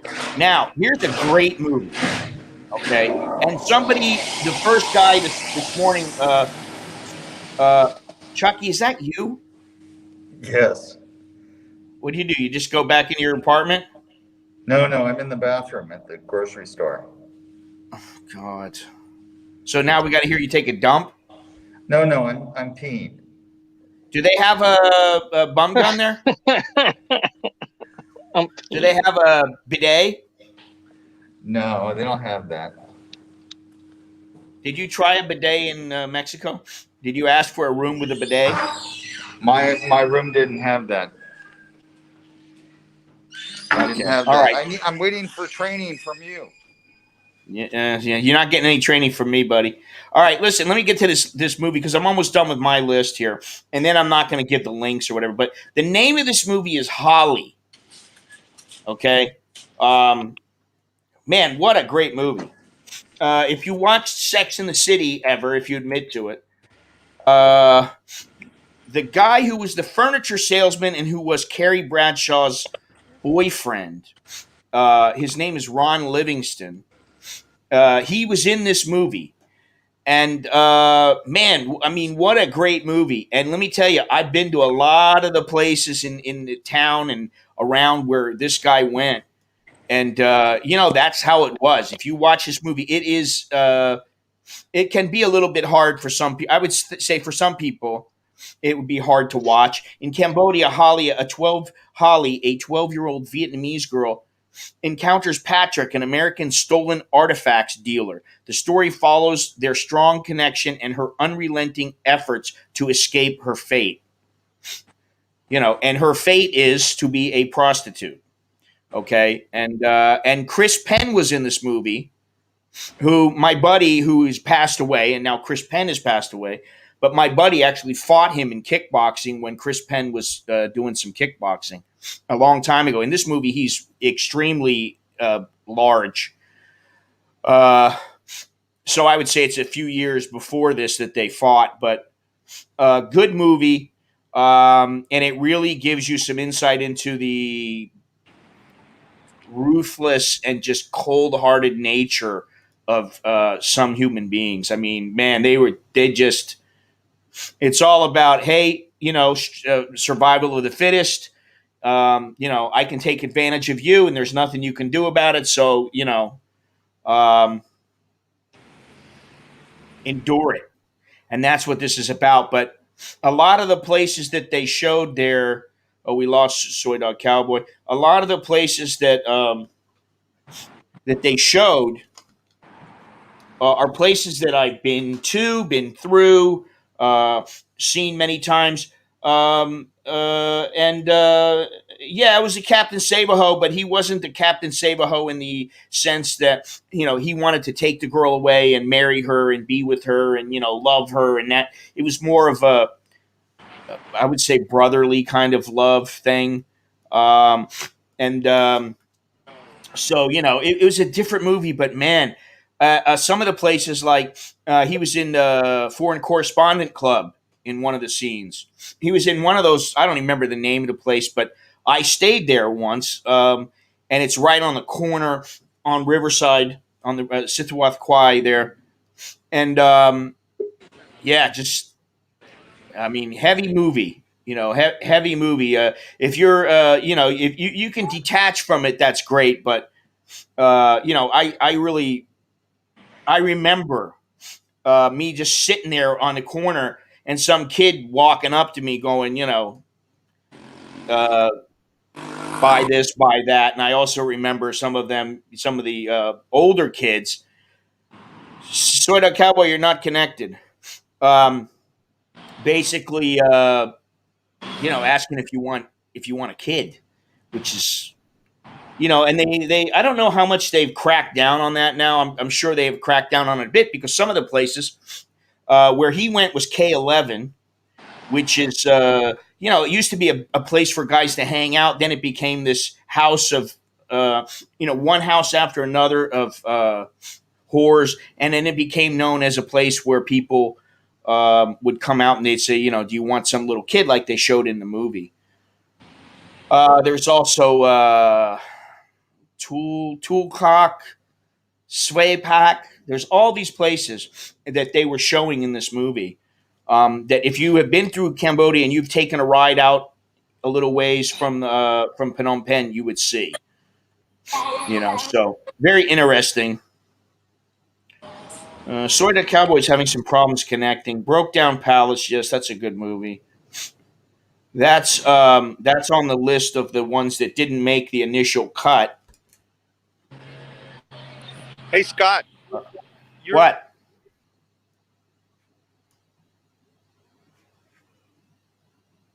I'm so I'm what? seeing. Do you have a link for all the movies?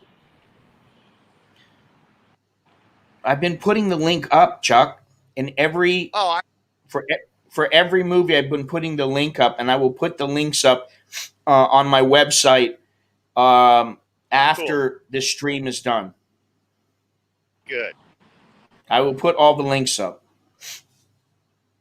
but the links are Fantastic. they're in the chat. Okay, cool. Yeah. All right. Let me. I'm gonna kick out. Oh shit! I'm gonna kick out Soy Dog Cowboy to see if he can get back in. I don't know what's going on with him. You're freezing up, Chucky. I don't know why. So that I don't last know. movie, Holly, was a really a good movie. I've already told these, so let's see here. Let me just go.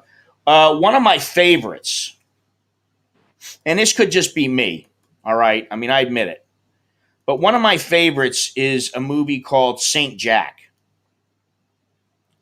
And God damn it, what's going on here? Saint Jack's 1979. It's a movie with Ben Gazzara. if anybody remembers him. Great actor.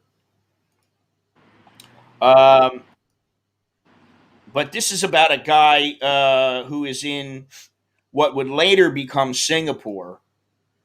Um, hang on a second. Have faith, Chucky. There you are. Download. Be right back. Now, I don't know. Longhorns.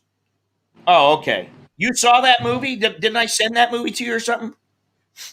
I have the book, Saint Jack. It's a book. It's a story written by Paul Theroux, who is a great travel writer, and he writes. He wrote the book. I have the book, and then I watched the movie. I found the movie with Ben Gazzara. Ben Gazzara basically is a foreigner who washes up into what is later Singapore, and he works for a Chinese guy, and he's basically a go-between. He helps. He's an intermediary. Oh, that's right. Yeah, that's right. I forgot about that. Um, he's an intermediary. He is somebody who he's like a fixer, but he has a work permit, and that is through this Chinese guy. And then basically, what he wants to do is he wants to start up his own brothel, and it shows the story of him going about trying to pull everything off, and how the Chinese react to him. And uh, I would say that this movie is not for everybody, but if you're interested in Southeast Asia and you want to see really how it was, not necessarily in what would later become Singapore, although that's one thing, but just about how the mentality was different in Asia, so much different and so much more exotic than like what the average Midwesterner in America how they might think. It was 1979 they made this movie. Ben Gazzara plays Jack Flowers. The director is Peter Bogdanovich. And they have this guy, he's a British guy, who befriends Jack Flowers. His real name is Denholm Elliott, and his name in the movie was William Lay. But it's about Jack Flowers, who, as an American hustler in the early '70s Singapore, so maybe it had become Singapore at that point. Dreams of building a fortune by running a brothel and returning to the States to lead a life of luxury. So basically, he wanted to, he figured he was gonna. He had all kinds of connections with women and everything, but the Chinese mafia did not like him, and so they show all the things that transpired into the lead up of him building his little empire and how he went about doing that. So very, very good. I don't know what happened to Chucky either. Everybody just disappears on me here.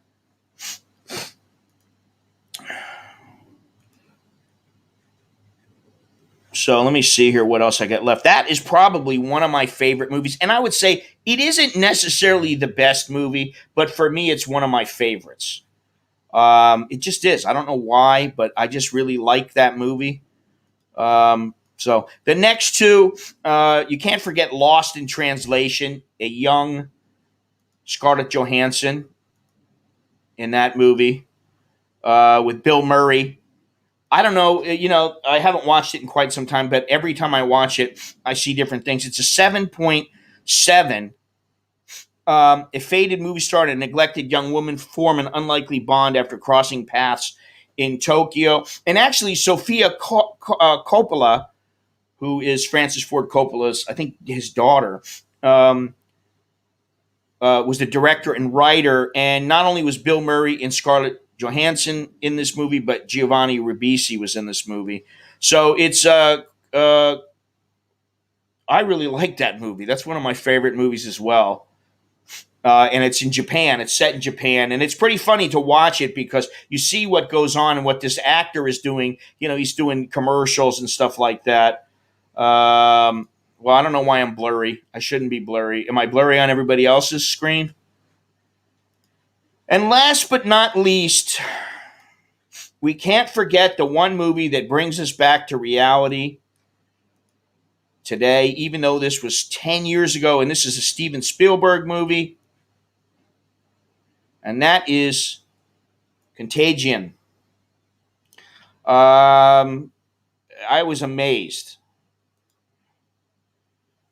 I was amazed. It's StreamYards. Yeah, I don't know what to do about it. I don't. Hang on a second. Let me see. We'll stop the cam. And let me restart it.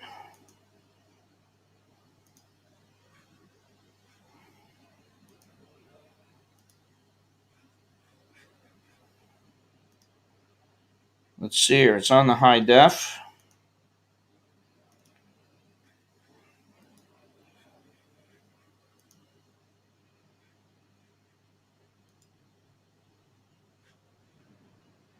All right. Well, yeah, I can see that I am in. I am blurry right now. I can see that, and it might have something to do with my internet being shit here. I don't know.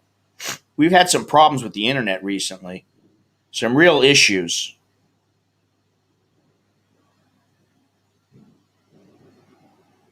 Let me see if this will work.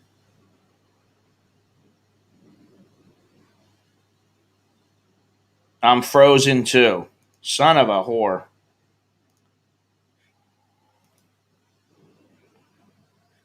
All right. Well, listen. Right now, I'm just going to talk. Okay. How's that? Well, now I shouldn't be frozen. Right now, there should be no video.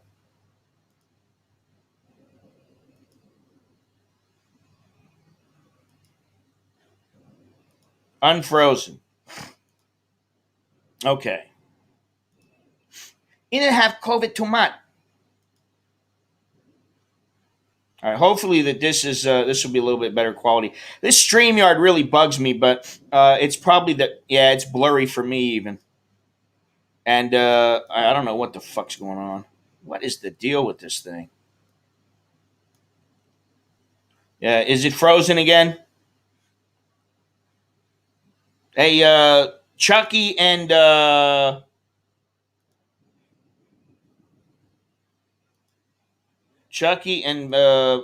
Soy Dog Cowboy, if you would be so kind to get back on here, if you could, that would help. Let me just do this. All right, you can hear me, right? So for now, that's going to have to do. I'm sorry. This is the way it goes. Nothing I can do about it. I sorry too much. All right, so it's unfrozen now, correct?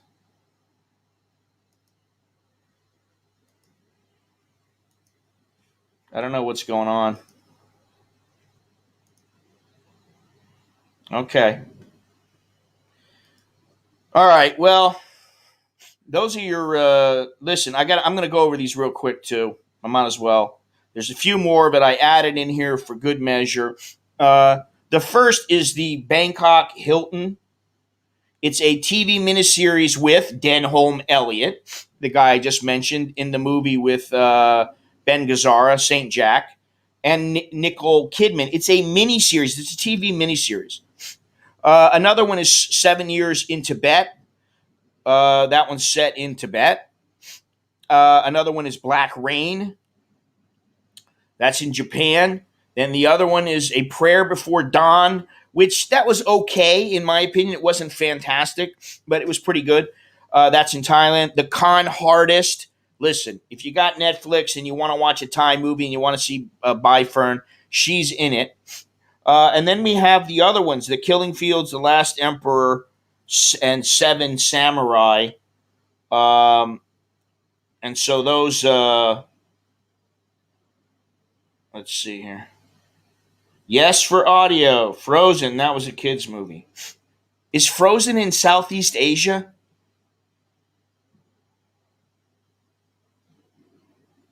I didn't think Frozen was in Asia.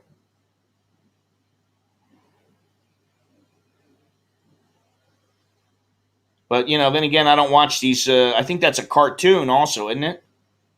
I don't really watch those. Man, I don't know what's going on with this StreamYards, but oh yeah, I'm not frozen, but the quality of this stream is piss poor. Piss poor. You know, I might have to have a little chat with StreamYards. Have to get this together here. What is this? Soy Dog Cowboy says he's having some internet issues. Um, okay, let me see what's up with Lori. What happened to her?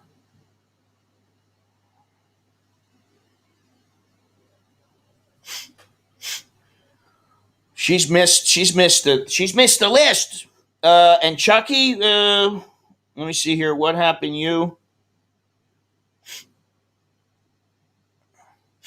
Rambo 2, which Rambo was that? Was because I remember Rambo as the one that was like in Burma and on the border. Air America, yeah, that's a good one. Yeah, the quality of this is complete garbage. The video quality is so poor, and I don't know if it's my internet or what the deal is, but it's extremely bad. So I'm going to turn off the video, and let's see here. The Serpent. Yeah, I mean, I talked about that a couple weeks ago when it first came out. And I remember seeing that guy on National Geographic quite some time ago, many years ago. Great series. I binge watched that one. Blew right through that.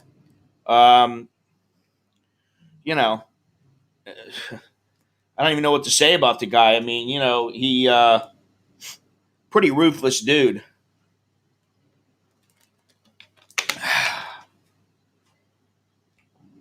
So anyway, well, we got to, hopefully you've, yeah, that one's just called Rambo. I like that one. I did. That's probably the one I like the most. That in the very first Rambo when he was just a guy walking down the street, and he didn't want to be bothered. He wanted to be left alone. I really like that.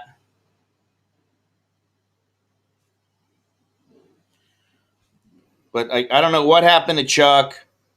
He must have internet. Seems like a lot of people are having internet issues right now, including myself, which is too bad. But that's the way it goes. Listen, if you've got your favorite movies and you want to listen, you're helping people out because if anything, there are movies out there that like you watch some intense movie. If you watch, what's the movie? Uh, what's that movie about the Holocaust? Can't remember. In fact, I asked Nicholas the other day if he had seen it. Um, Heavy duty movie. How come I can't see it? Oh, this is in the when was this? Starts with an S, I think.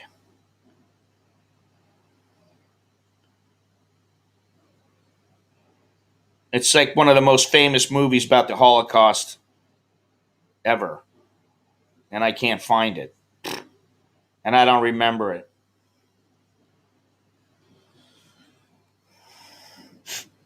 Schindler's List. Thank you very much. That's the one. You want to watch a movie like that, it's a bit depressing. You want to watch a movie, that's a comedy, like Hangover 2, puts you in a little bit of a better mood. But, a lot of these movies are, they're not to be taken all that seriously. I mean,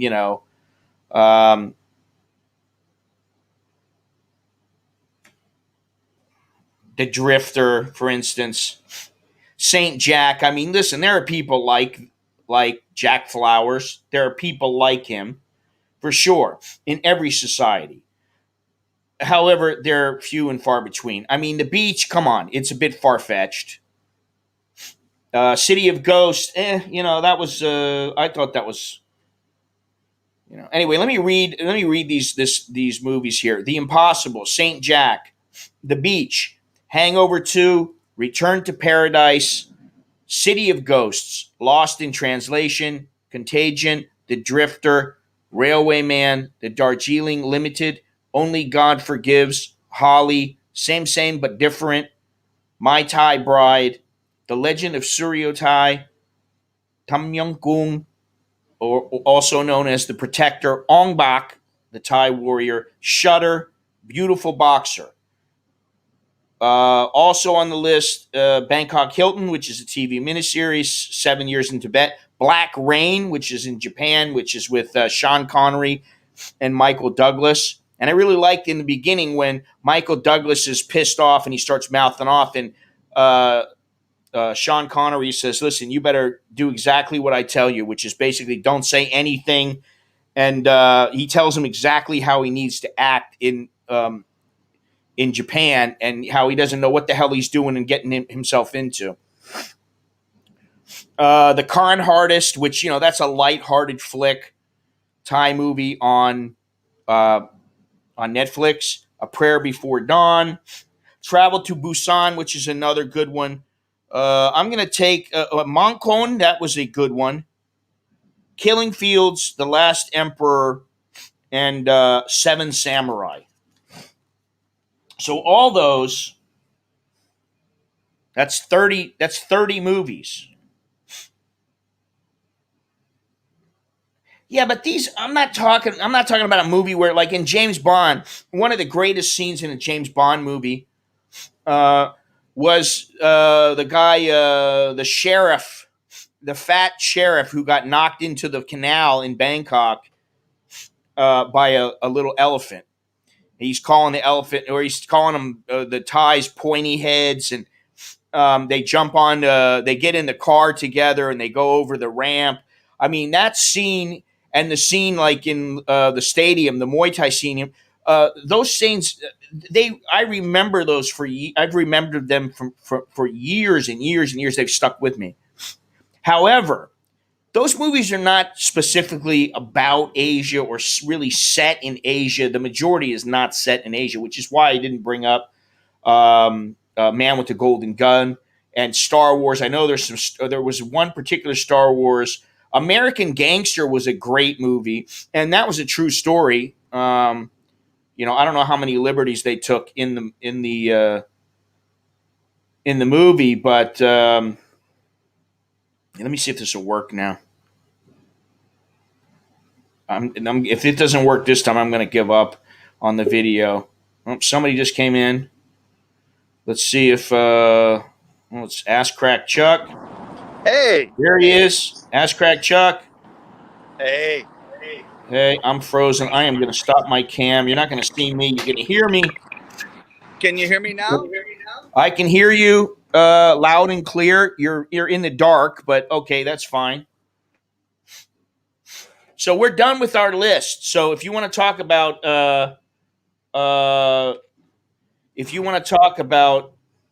what's happening here in Well, I, Thailand, I I I could mention like one of my favorite movies, go ahead. A Daddy Bear in Bangkok. It's a great movie. Oh, shut the fuck up, Chuck. You're not funny. Okay, so I was really having a lot Jesus of problems Christ. with the signal, by the way. That's why I had to cut it off. Well, I So, think quite a few people are having some problems, including myself. right. So, what about talk about Thailand? Are you saying? Yes, sir.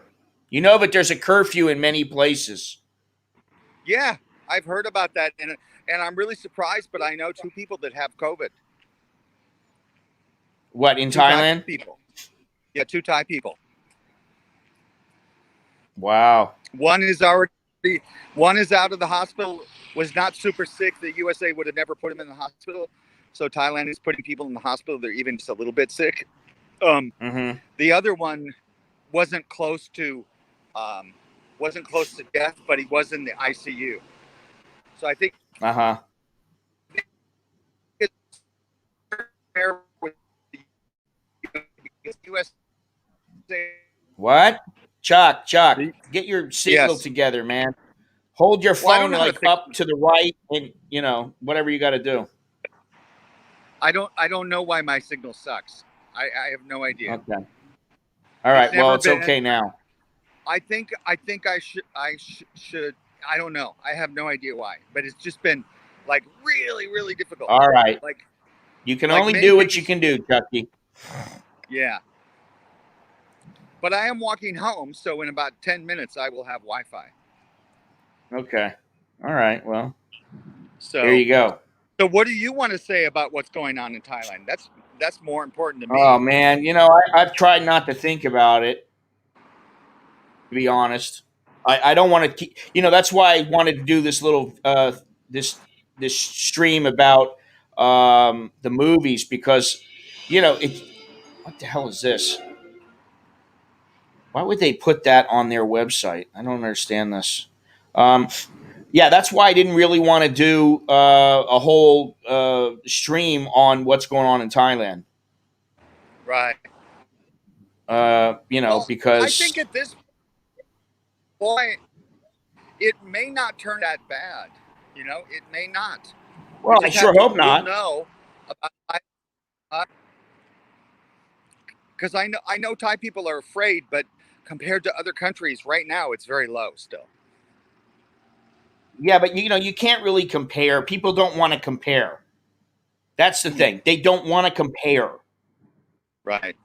Okay, they don't give a shit how many other. They care about what's going on in their country, and enough people here uh, are I mean, like look at all the people that are clamoring to get out of Thailand and immigrate to somewhere else.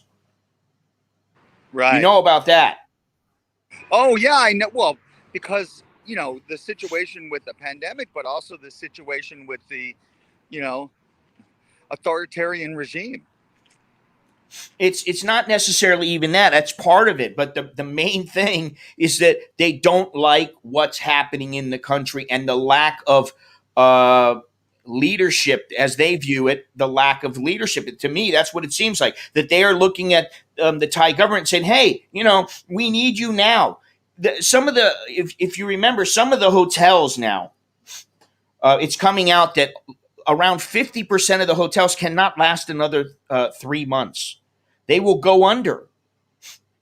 And so if you got 50% of the hotels that are in dire need of support and the government's not doing that, and listen, they are vaccinating people, but they're vaccinating people slower than really what is necessary.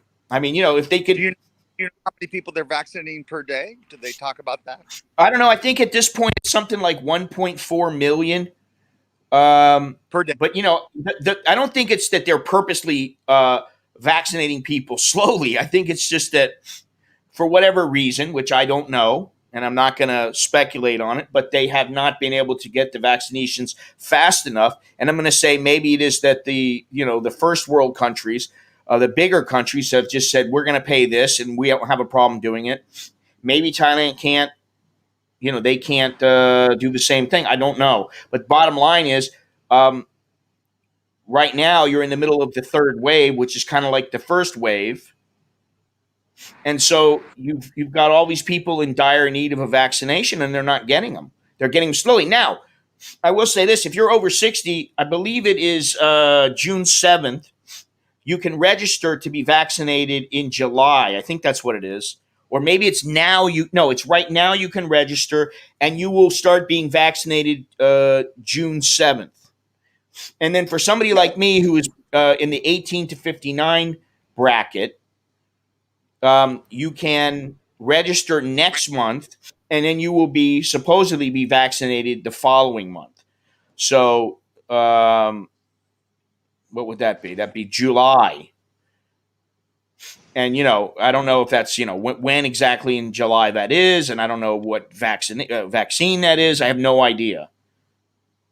Okay, Right. but that's the thing, and I think that the people are going, hey, wait a minute, and I'll tell you a reason why I think it's not a protest against the government necessarily, or people are scared of getting the virus. I think what it is, they're looking at it as, hey, things are way screwed up. What are we going to do? What's the way out? And we don't see one. And Right. there are tour packages right now for Thais to go to America and become vaccinated. I don't know if you know I, that, but there's I met foreign people who came to America just to be vaccinated. I met a guy from Yeah, well, Mexico. there are tours right now. They're putting together tours for people, and the government, of course, is saying, be careful of this because not all the states are going to give the same vaccinations at the same time, and the ones that you might think you're getting might not be the one you're getting, and they're just warning against the problems. But that's at the extent that people are going to now. They are willing to travel and go to another country to get vaccinated because maybe they feel just they're not getting vaccinated quickly enough here. Right. So And um, just like when the pandemic was really bad in America, people wanted to go to Thailand. You know, yeah. so people are gonna. It's a natural feeling to want to go to the safer location at that time. Well, I don't know because I look at it, a little differently. I look at it like I'm fine right where I am, at Mm-hmm. least for now. And if I decide to jump on a plane and go Right. through, another country, or maybe stop somewhere, whether it's maybe I stop in Korea or Japan or Taiwan, and listen, maybe nothing will happen, and I'd be perfectly fine. Maybe I would catch it, and I'd still be fine. Who knows? But I'm putting myself out there all to go get vaccinated, which really doesn't stop you from getting it. It stops you from dying. Well, I don't know. It, at this point, I'm not ready to go. I mean, I can wait a couple of months. You know what I mean? I can wait. I can wait. If I have to, I'll wait until the end of the year. After the end of the year, I'll start thinking about, hey, should I go somewhere else? You know.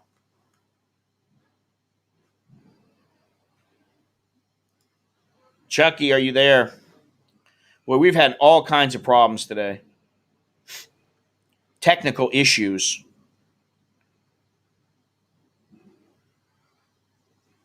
Chucky's gone. Chucky is now gone. He has been bumped from the stream. I don't know why. Um, you know, like I said, technical issues today. They just recently started the process or about to finish the process to approve the Pfizer and Moderna vaccine for Thailand. I never wanted to go to Thailand because it feels safer from COVID. Why do you want to come here? I know why you want to come here. You want to get away and have a chilled life here and be outside of the bubble. The bubble back home.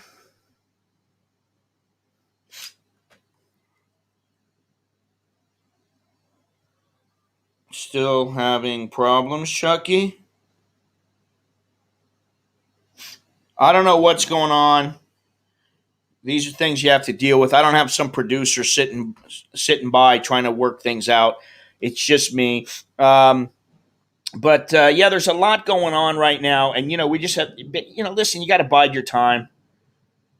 I have no idea why they waited, and this is the thing. It does me no good to think about why. It's a matter of when's it going to happen, when's it going to be resolved.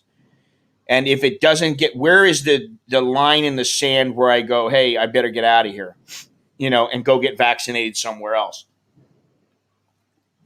And is it worthwhile? Is it something that can be done fairly easily? Right now, it's still fairly easy. I mean, I just have to do a few things. Get the test before I leave, get the test before I come back, and make sure the insurance is proper and it will work for them. And other than that, I'm okay. But I'm not ready to do that yet. And I can question the government all I want, but the bottom line is my questions mean very little. The last thing that the Thai government wants to deal with is some guy who's complaining about why don't you have the vaccine yet. They want. I'm sure that the government, they want people to be vaccinated. I'm pretty sure about that. They're not holding back the vaccine, going, oh well, sorry. Hospitals will make money. So I think it's important that foreigners and Thais are vaccinated. Okay. Let me see something here. What I do know, though, is that a lot more people have become infected on a regular basis here, and more people are dying. But the next 2 weeks, I think, are going to be important because by then, we'll see how these semi or quasi lockdowns have been doing. There are a lot of curfews around the country, and I'll get into those in a moment. But then the Let's Move Abroad group, let me see how many people are in this group right now. I've seen 650, I've seen 700,000. It's not going, it's not taking me to the group, of course. Let's see here. Yeah, they don't take me to that. Let me do this real quick.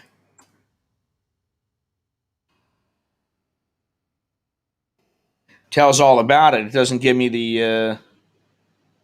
I got to go to Facebook. Let's see here. Let me see if I can find it.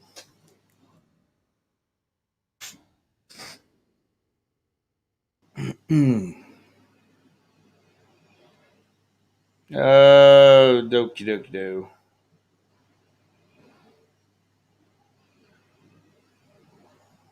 Yeah, I don't know what the deal is, but today there is a lot of um, a lot of problems with the internet. So I'm trying to find this group here, if I can.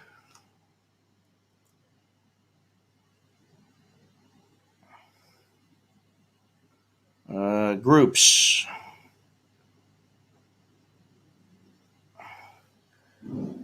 I can't. I don't seem to be able to find it at the moment, but anyway, there's somewhere around 650 to 700,000.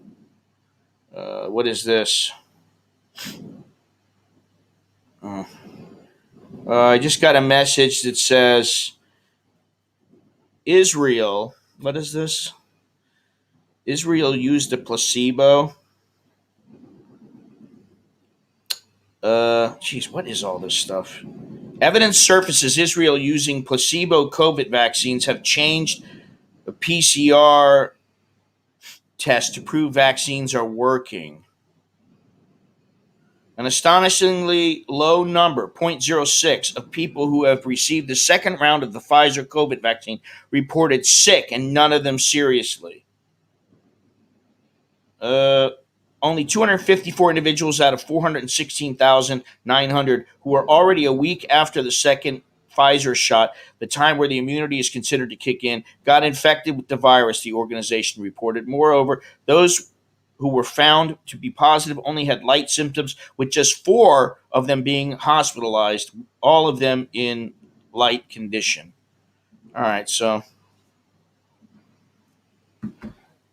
anyway, all right, we got that. Let's see here.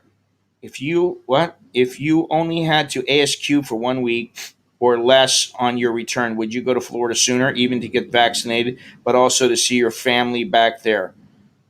Well, that's a good question.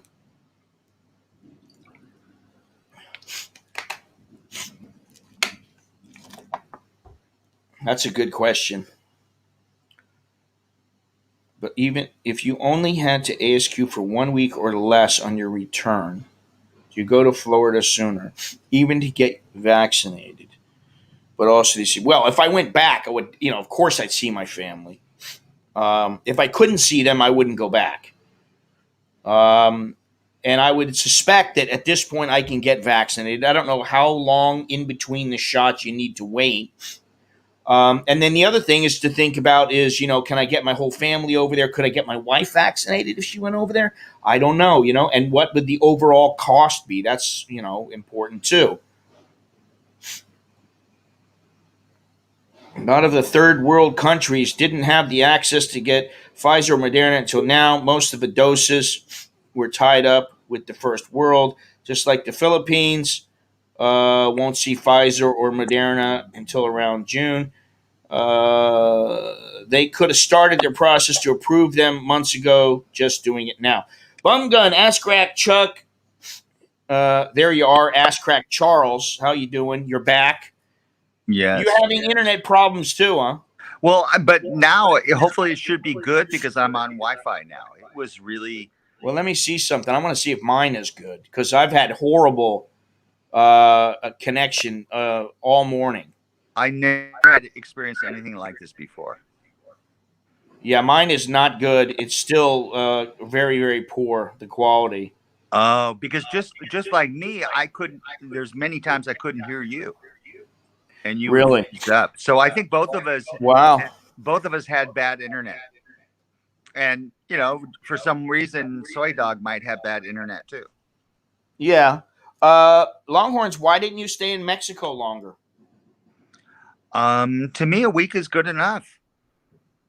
Yeah, Chuck never really stays anywhere for longer than a week or so, right?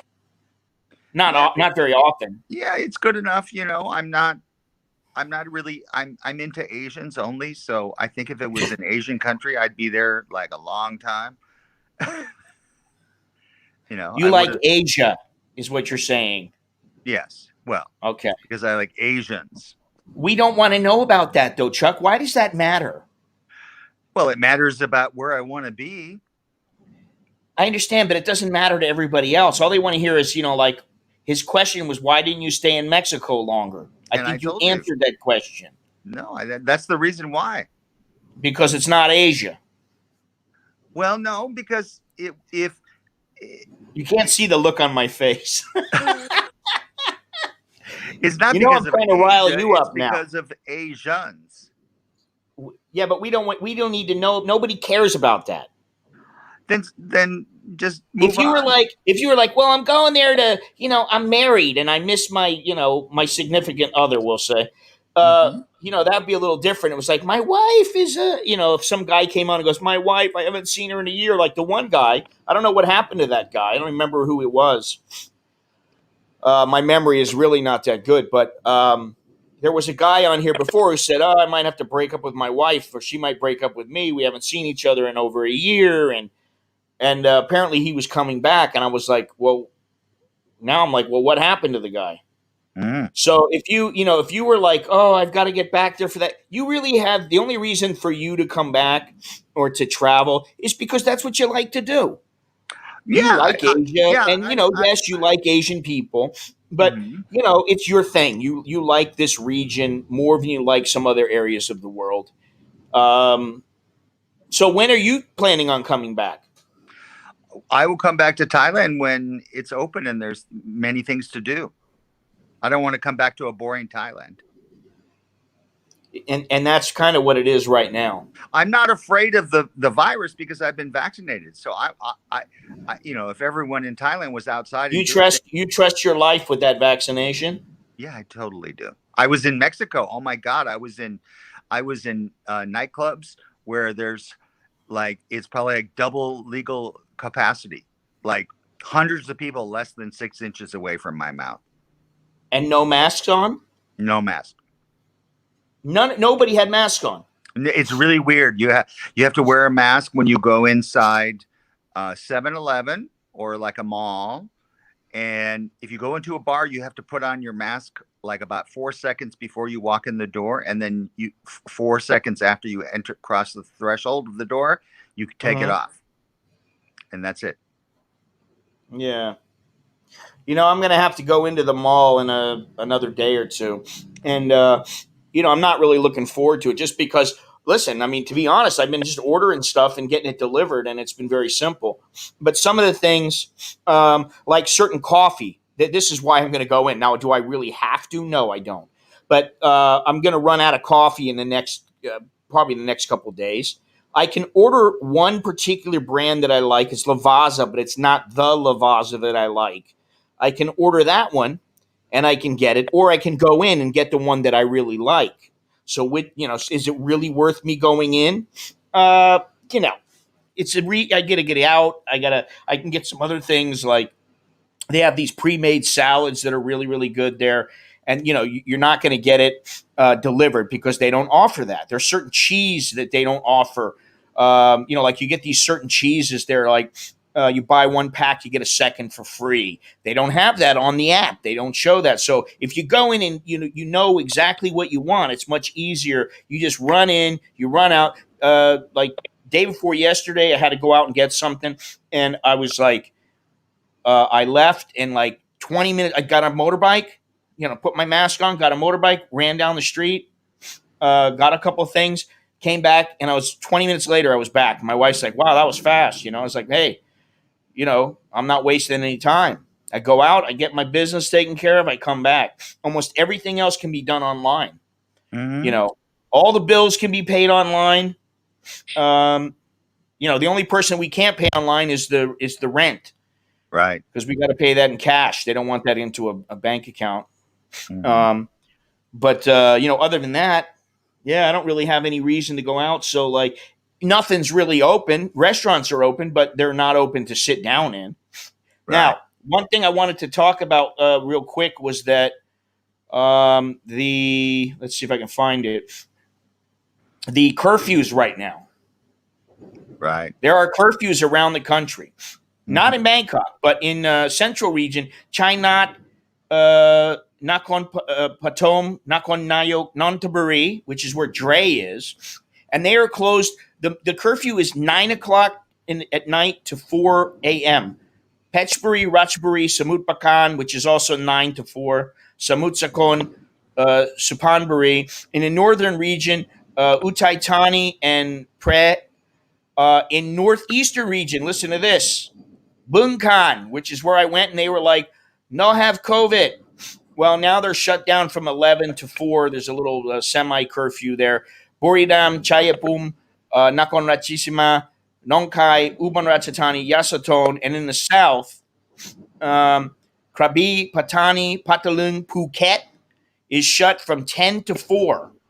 Rainong, which is where I was going to go, 10 to 4. Songkla, 10 to 4. Suratani, 10 to 4. Trang, 10 to 3. Yala, 10 to 4. Right now, there's 28 places that have a curfew similar to that, or those hours, 11 to 4, 9 to 4, 9 to 3, whatever. Which I find interesting because, a lot of the people from the markets, that's when they, that's when they've got to start work.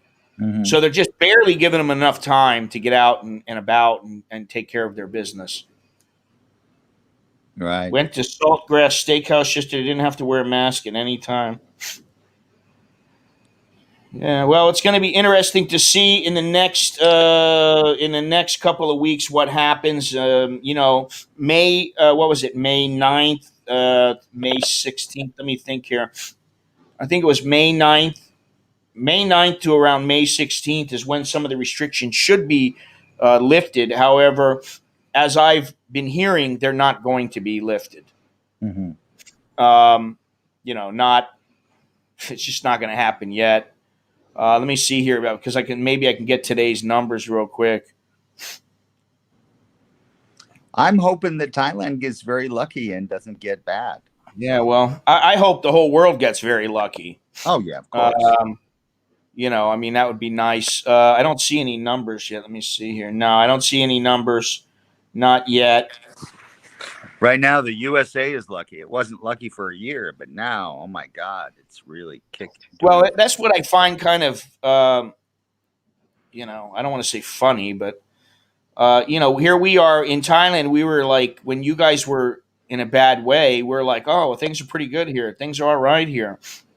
And now, the United States, because they're being vaccinated and things are calming down there, the U.S. is doing much, much better, and Thailand is suffering more. Now, one thing that it strikes me as odd is 6 of Thailand's top tourist zones are going to start opening for quarantine-free travel in July. That's what the Thai, what is it? Thai authority, God damn it, what is it? Tourism Authority of Thailand. My memory's going. Full steam ahead. The Tourism Authority of Thailand insists that the sandbox reopening plans for 6 of Thailand's most economically sensitive tourist maggots will start on July 1st to July 1st. Yeah, it's July 1st. That's all it says. Phuket, Krabi, Phang Koh Samui, Pattaya, and Chiang Mai will, according to the TAT, be open to foreign tourists who have received 2 doses of COVID-19 or one if that's a vaccine dose of a registered vaccine in Thailand. Phuket will be the first destination to lift quarantine requirements for vaccinated foreign tourists under the, what the hell is that? Phuket Sandbox Program. Can you hear that? And the TAT says the date will be July 1st. Right. May, June, July. So we've got, what's today? Today is the 7th or something like the 6th. Mm-hmm. Is that what it is? It's the 5th. Today's the 5th. So that's about 2 months, a little bit less than 2 months. They plan on getting through this, reopening, and then letting people back in who are vaccinated. They're going to lift that quarantine that they have right now. Tourists will be required to spend the first 7 days on the island before traveling to other Thai destinations. The media release doesn't specify any of the paperwork or travel restrictions that may still be imposed on international travelers to the 6 targeted areas. The TAT says the authorities continue to work on a vaccination program on the island to safely achieve herd immunity against COVID-19 for 70% of Phuket's population, including residents, workers, and tourism-related businesses and migrant workers. So far, the best intentions of Phuket officials have only vaccinated around 90 to 100,000 residents, less than 25% of the island's resident population, but well ahead of other parts of the country. The Thai government are trying to acquire additional vaccines to reach the target of 100 million doses to vaccinate 50 million people across Thailand by the end of the year, according to the TAT. Bangkok, Phuket, Chonburi, which includes Pattaya and Chiang Mai, and Suratani, which includes Koh Samui, Koh Phangan, and Koh Tao, as well as 8 other high-risk provinces, were being prioritized in the rollout of the first vaccine doses. Wow. Let me go on here. All right, here it is. Some 1.47 million people in Thailand have now received at least 1 dose of the 2-dose vaccines available in Thailand at this time. The country's mass vaccination rollout is scheduled to begin in June, when the first batch of 6 million doses of the locally licensed AstraZeneca vaccine will start to be delivered by Siam Bioscience. The amount will increase to 10 million doses a month between July and November, and the last batch of 5 million doses in December. The Thai government is also in the process of acquiring 37 million more doses of vaccines to be delivered within this year from either Pfizer, Sputnik V, Sputnik 5, Johnson & Johnson, or Sinovac, as well as Moderna, Sinopharm, and Bharat. By the way, our little kitty cat Sid is he's got a flu. He's sick. We took him into the doctor last night because he was feeling a bit hot and he looked very lethargic. So we took him in. He got a shot, supposedly to help him. He got a little bit of medicine, and I haven't seen him this morning yet, but he's been sleeping, and as he usually is at this time. So hopefully he'll be better. Poor cat. Yes, poor kitty cat. And we've been talking about it and how Sid has really livened up our lives, and how we're so happy that he and the dog get along so well. They play. They play together. Wow. And you bring in the dog, and he just is kind of mellow, and he sits there, and then the cat kind of messes with him, and he kind of just, plays with him a little bit. And it's good that we have him in here, and we're sitting around sometimes laying there watching a movie, and the cat jumps up and sits there, and we pet the cat, and, nothing like petting the pussy cat. Yes. It's always better to pet it than grab it. Is that what Donald Trump said? No, he didn't say that. Oh, I thought he did. No. Well, I guess it just depends on the what it wants. What's your style, or what the girl wants? Yeah. Maybe she wants to be. Some of them like it a little rougher. Yeah, maybe they like both. Gentle, then grab. Should have took them with y'all to Waitani when y'all got the flu vaccine. Yeah, well, I don't think they would like that too much. According to the government, all people in Thailand, regardless of nationality, are eligible to receive the vaccine and can register for the vaccination program via the MAWPROM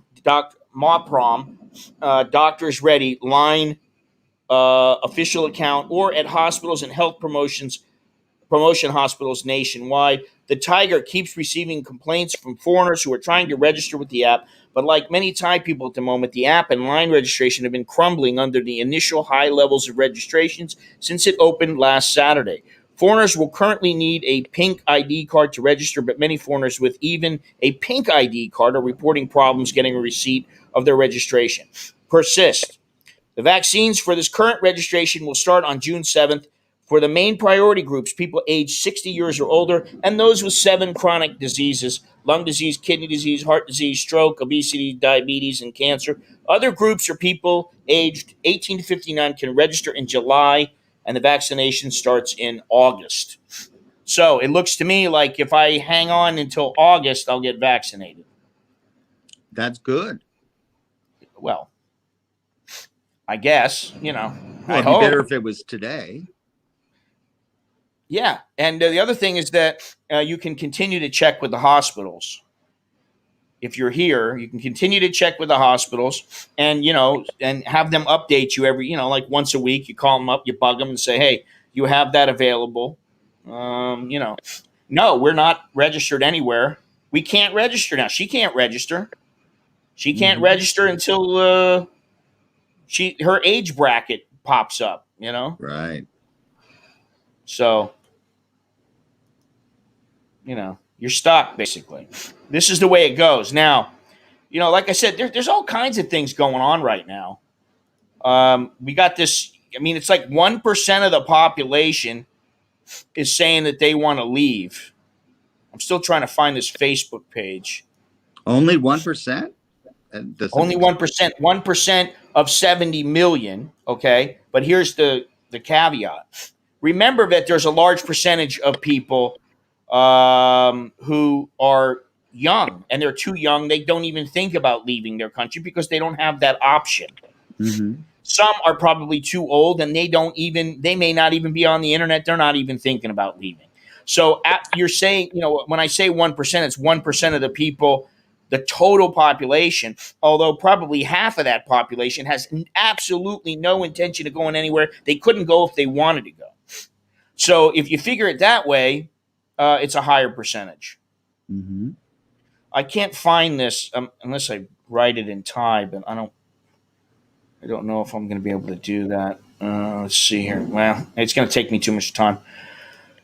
So anyway, yeah. We got the curfew. We got the people wanting to leave here.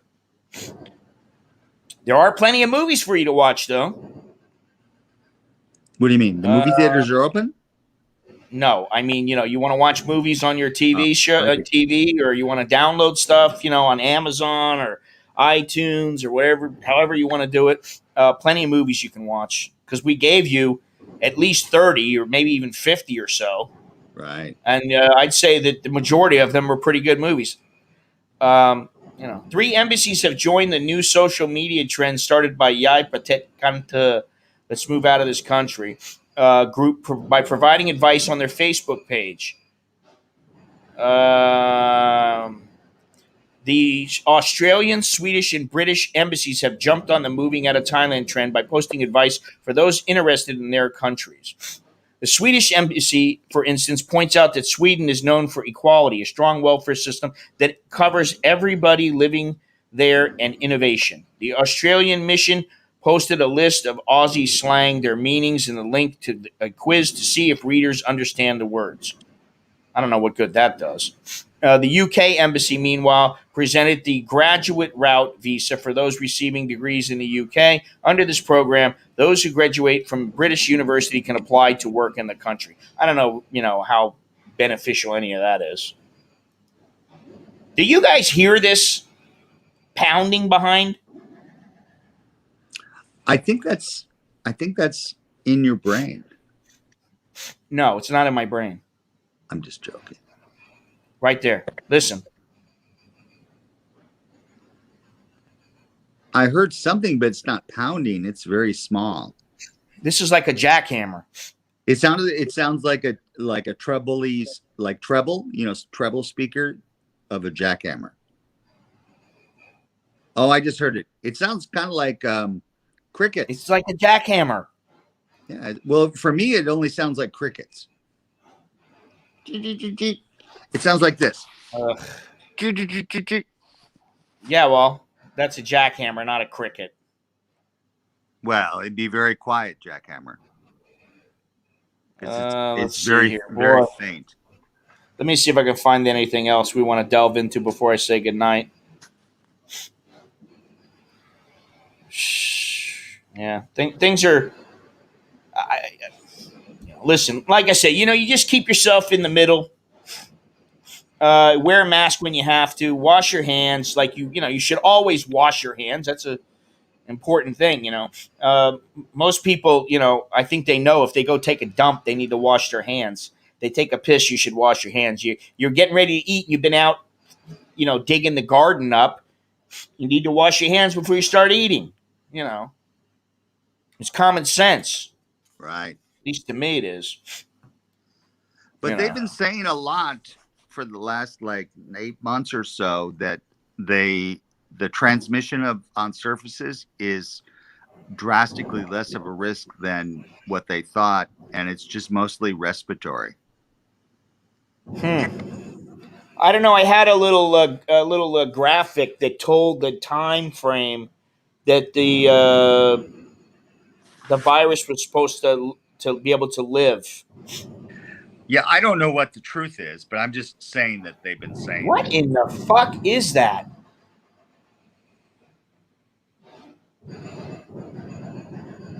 Oh, I just heard it loud now.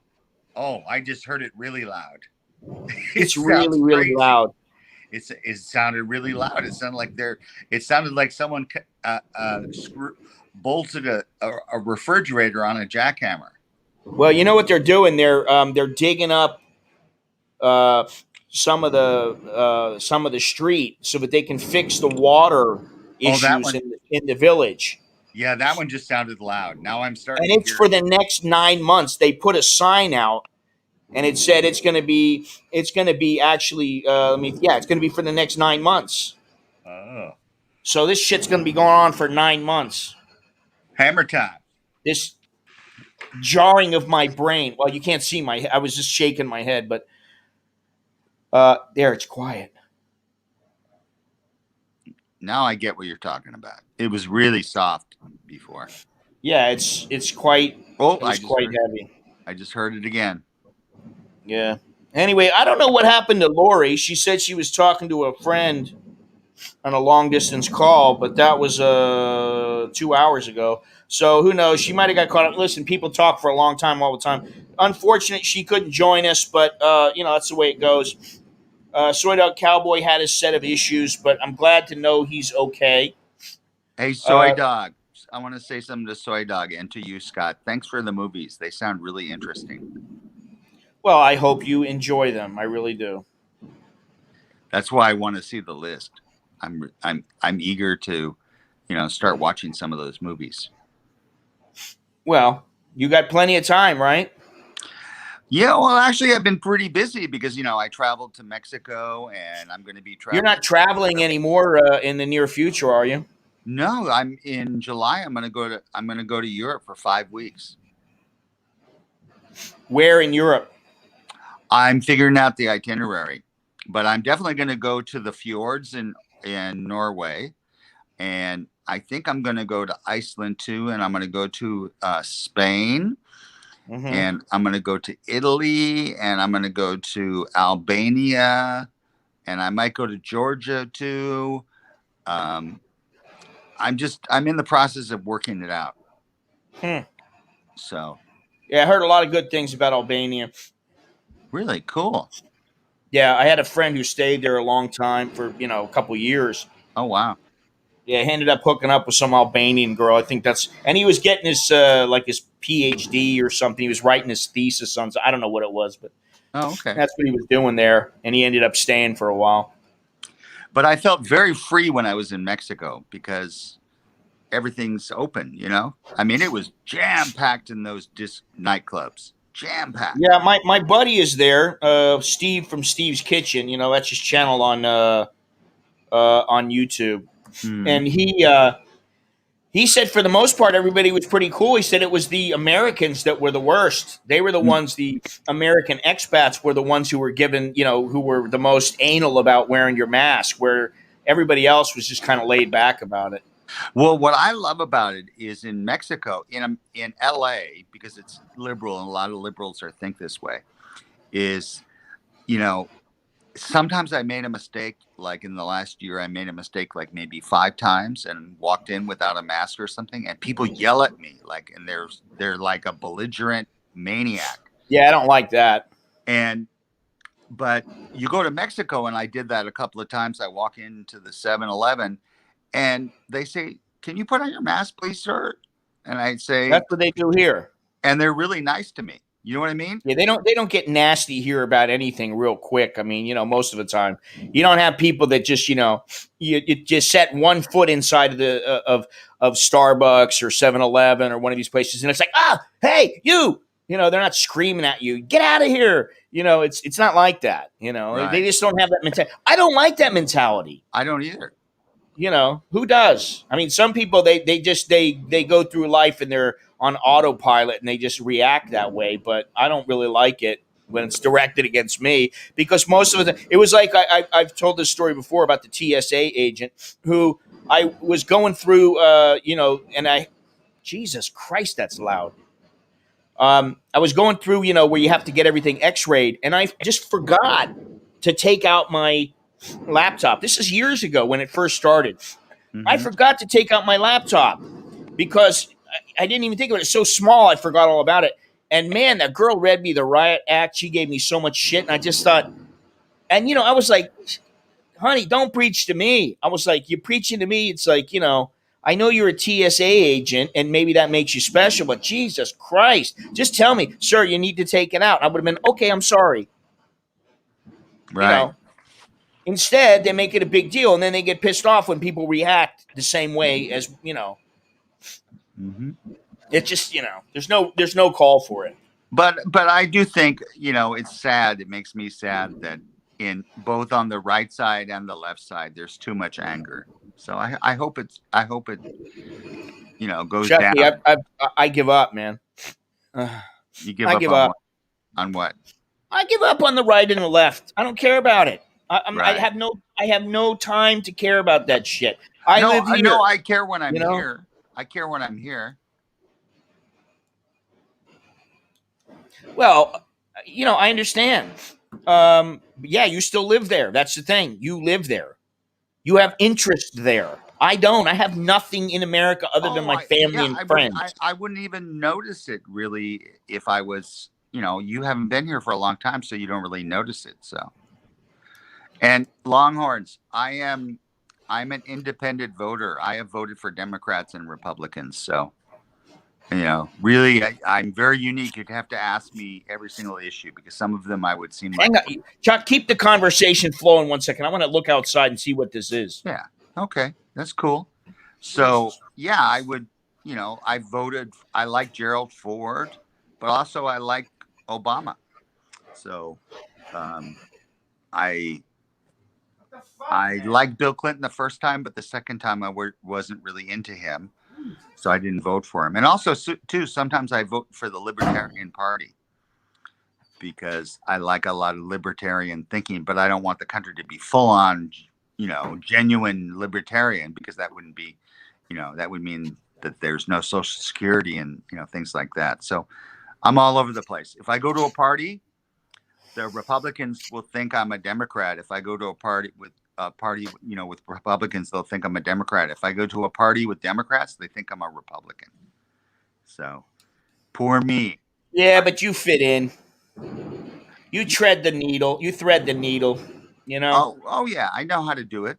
And that's the thing. I mean, listen, I can thread the needle for certain subjects, but when it comes to shit that affects me and my family, listen.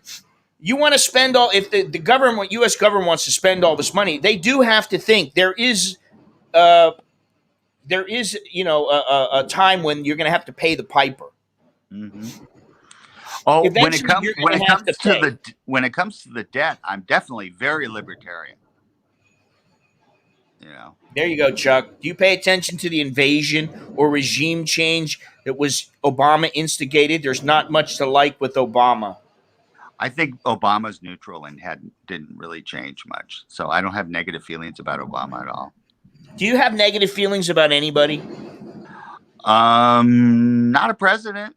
No, I have negative feelings against CCP. I You have better.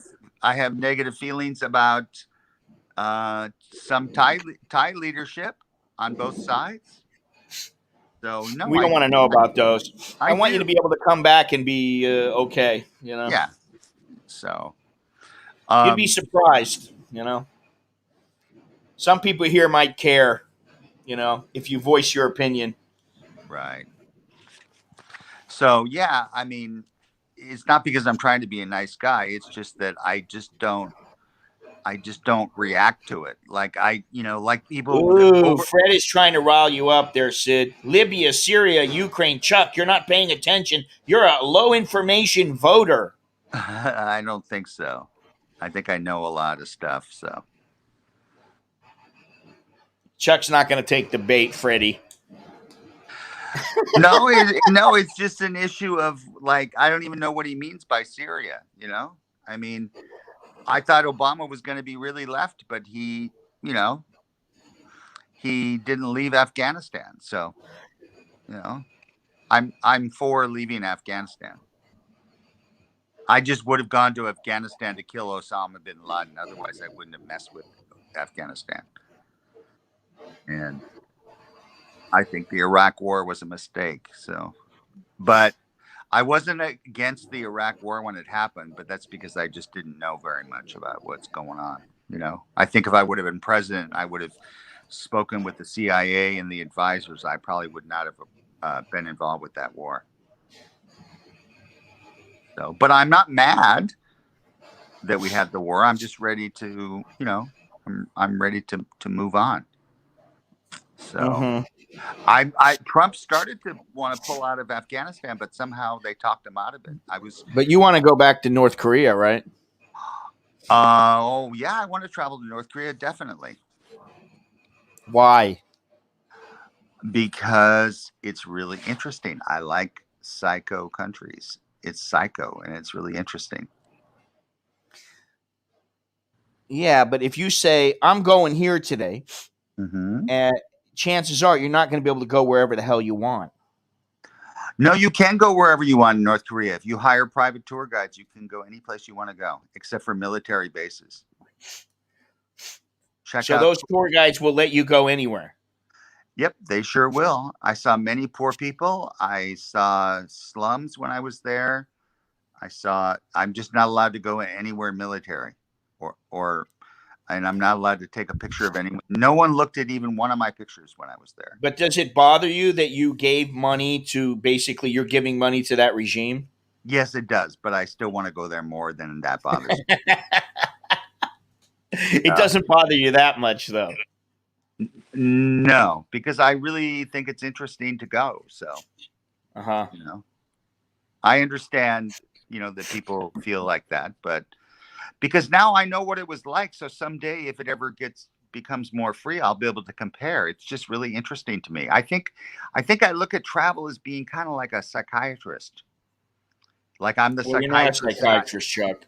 Huh? You're not a sociologist, and you're not a psychiatrist. No, and if you look at it that way, but you're kidding yourself.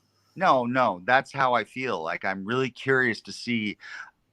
Example, if I could go in a time machine and I got invited to a Nazi rally, I would go to it. I'd be curious to see, like how could these people be so fucking crazy? Mm-hmm. So I don't need to have the positive.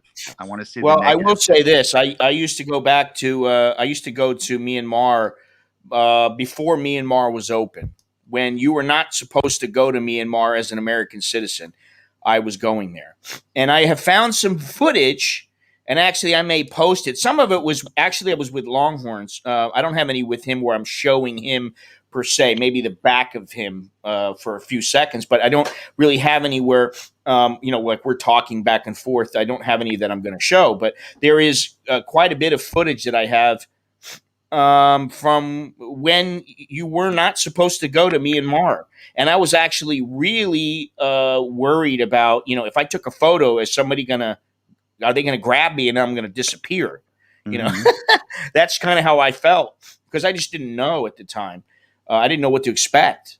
And it took me a Mhm. couple of trips before I realized, okay, you can do this, you can do it. I remember hiding one of my cameras in the bag so that if they opened it up, they wouldn't just see it right away and go, "Oh, you photographer, you cannot come in." I really believe that, and it took me a while to figure out that no, that probably wasn't going to happen. And Scott, when Uh, when it's open, I'm gonna buy you a trip to North Korea, and I think you'll have your videos will be excellent, uh-huh. and you'll probably have the best insight into North Korea of anyone that's ever done videos. Well, I think, maybe and I I still think haven't. I still haven't decided on that because I don't know how I feel about it. I don't right. particularly like going to countries that um, I don't know. I mean, I don't look at it like I am but I look at it in a couple different ways. I look at it like, do I really need to go there? No, I don't. Mhm. Do I really want to go there? No, I don't. Would it be kind of cool? It might be to go somewhere completely different that most people will never go before or never go in their lives or whatever. Mhm. And then I just think about, like what's to gain from it? Oh, am I going to do my part for mankind? No, not really. Am I going to make a shitload of money? Probably not. Um, you know, so I mean, I look at it from many different ways, and I think, oh, contributing to the regime by giving them money, is that a good or a bad thing? Like, I had some problems with going to Myanmar in the beginning because I wasn't sure how I should feel because I felt like I didn't want to give to the regime, and when I went, they still had the FEC coupons. You know, here you go. Fred's telling you all about going to North Korea, Chuck. I've already been to North Korea, so my North Korean tour guides told me many, many, many secrets throughout the day about the country and the corruption, and they would trash talk the government all day. When the other tour guides were across the street, and um, and people would come up to me all day long telling me that they hated North Korea, and I mean hated Kim Jong Un. Just people in the public. Were you allowed to take photos of whatever you wanted? Anything. The only thing we can't do is we can't. Just the military installations. Yeah, so we drove through one. We couldn't see any buildings, but it was there, and they said, so for the next 15 minutes, don't take any pictures. And it was just fields. It was nothing, but it was part of it'd be like kind of like driving through Camp Pendleton, but we didn't see any buildings or weapons or anything. Mm-hmm. And but my tour guides I- literally my tour guides aggressively attack the government with me when we're alone. Aggressively. Well, what I was going to All day say, long. Chuck, is that a lot of people, and I'm seeing these comments here from like Fred and Mr. What is your name, who they have their preconceived notions of what goes on there and what doesn't go on there. And I was the same way. And Mhm. I've listened to several people tell me things about, what goes on there and what they can do and can't do. For the most part, if you're just some guy and they've never heard of you and you're not staying there for any length of time, they don't give a shit because they figure as long as you don't go anywhere that they really don't want you to go, you're not going to get yourself in trouble. In like Myanmar, there are places you cannot go as a foreigner. Oh, okay. They have opened this up over the past few years, but there were places that I wanted to go to, and the only way I could get there is if I snuck in. If they saw me and they saw my white skin, I was done for. They were Mhm. going to take me in. Somebody would take me in for, like a little payoff, which is, what they do. Guys, they have spies in every little village, and they see you. They tell their boss, and that boss calls somebody, and then they decide what they're going to do with you. But in the meantime, you have really no recourse. You're screwed. Now in North Korea, if you were there without your tour guides, like you can go with the tour group, which is what I did, or you can hire a tour guide, but you cannot go with one tour guide. The rules is you must have 2 tour guides and 1 driver. Even if I went alone, I could go alone, just me, but there's going to be 2 tour guides in the car and the driver of the car. Mhm. And then I can go anywhere I want that's not military. Now, if you were filming, what would they say? Oh, I filmed. Well, why didn't you send me any of the footage? Because I haven't edited it into a film or anything. So I didn't ask you to. I just wanted to see it, not to put it online. yeah, just to look at it. I have pictures, and I can send you a bunch of pictures. I don't care about photos. I've seen plenty of photos. And I've seen, the Vice Guide to North Korea and all these kind of things, and I know those are old. Mm-hmm. Where the tour guide's female. Well, Chuck wouldn't care if they were anyway. One of the tour guides was gay. A gay guy. Okay. Yeah. So you recommend everybody go to North Korea to enlighten their... No, well, what we hear about the regime is totally accurate. Okay? So all of those videos on YouTube that talk about the regime and people that have written books, very, very accurate. The thing that people don't know is about the normal lives of the people. Right, and, right. How they cope with all that stuff. Mm-hmm. And what their real opinions are. And you can't know their real opinions unless you have 50 to 100 yards distance from another North Korean. So example, my tour guides, when they talk on the bus with the microphone, they sound like a Kim Jong-un loving loyalist. But when you get off the bus and you walk with them alone and the other tour guides are like 60, 70 yards away, they're just totally attacking the regime. And they know a lot of stuff of what's going on in the world. A lot. And my tour guide took me, and they have a shopping mall there. And it has 6 floors, and I saw everything they're selling. Longhorn says, I asked about females. Females, I care. Don't tell me about the gay ones. They were really cute.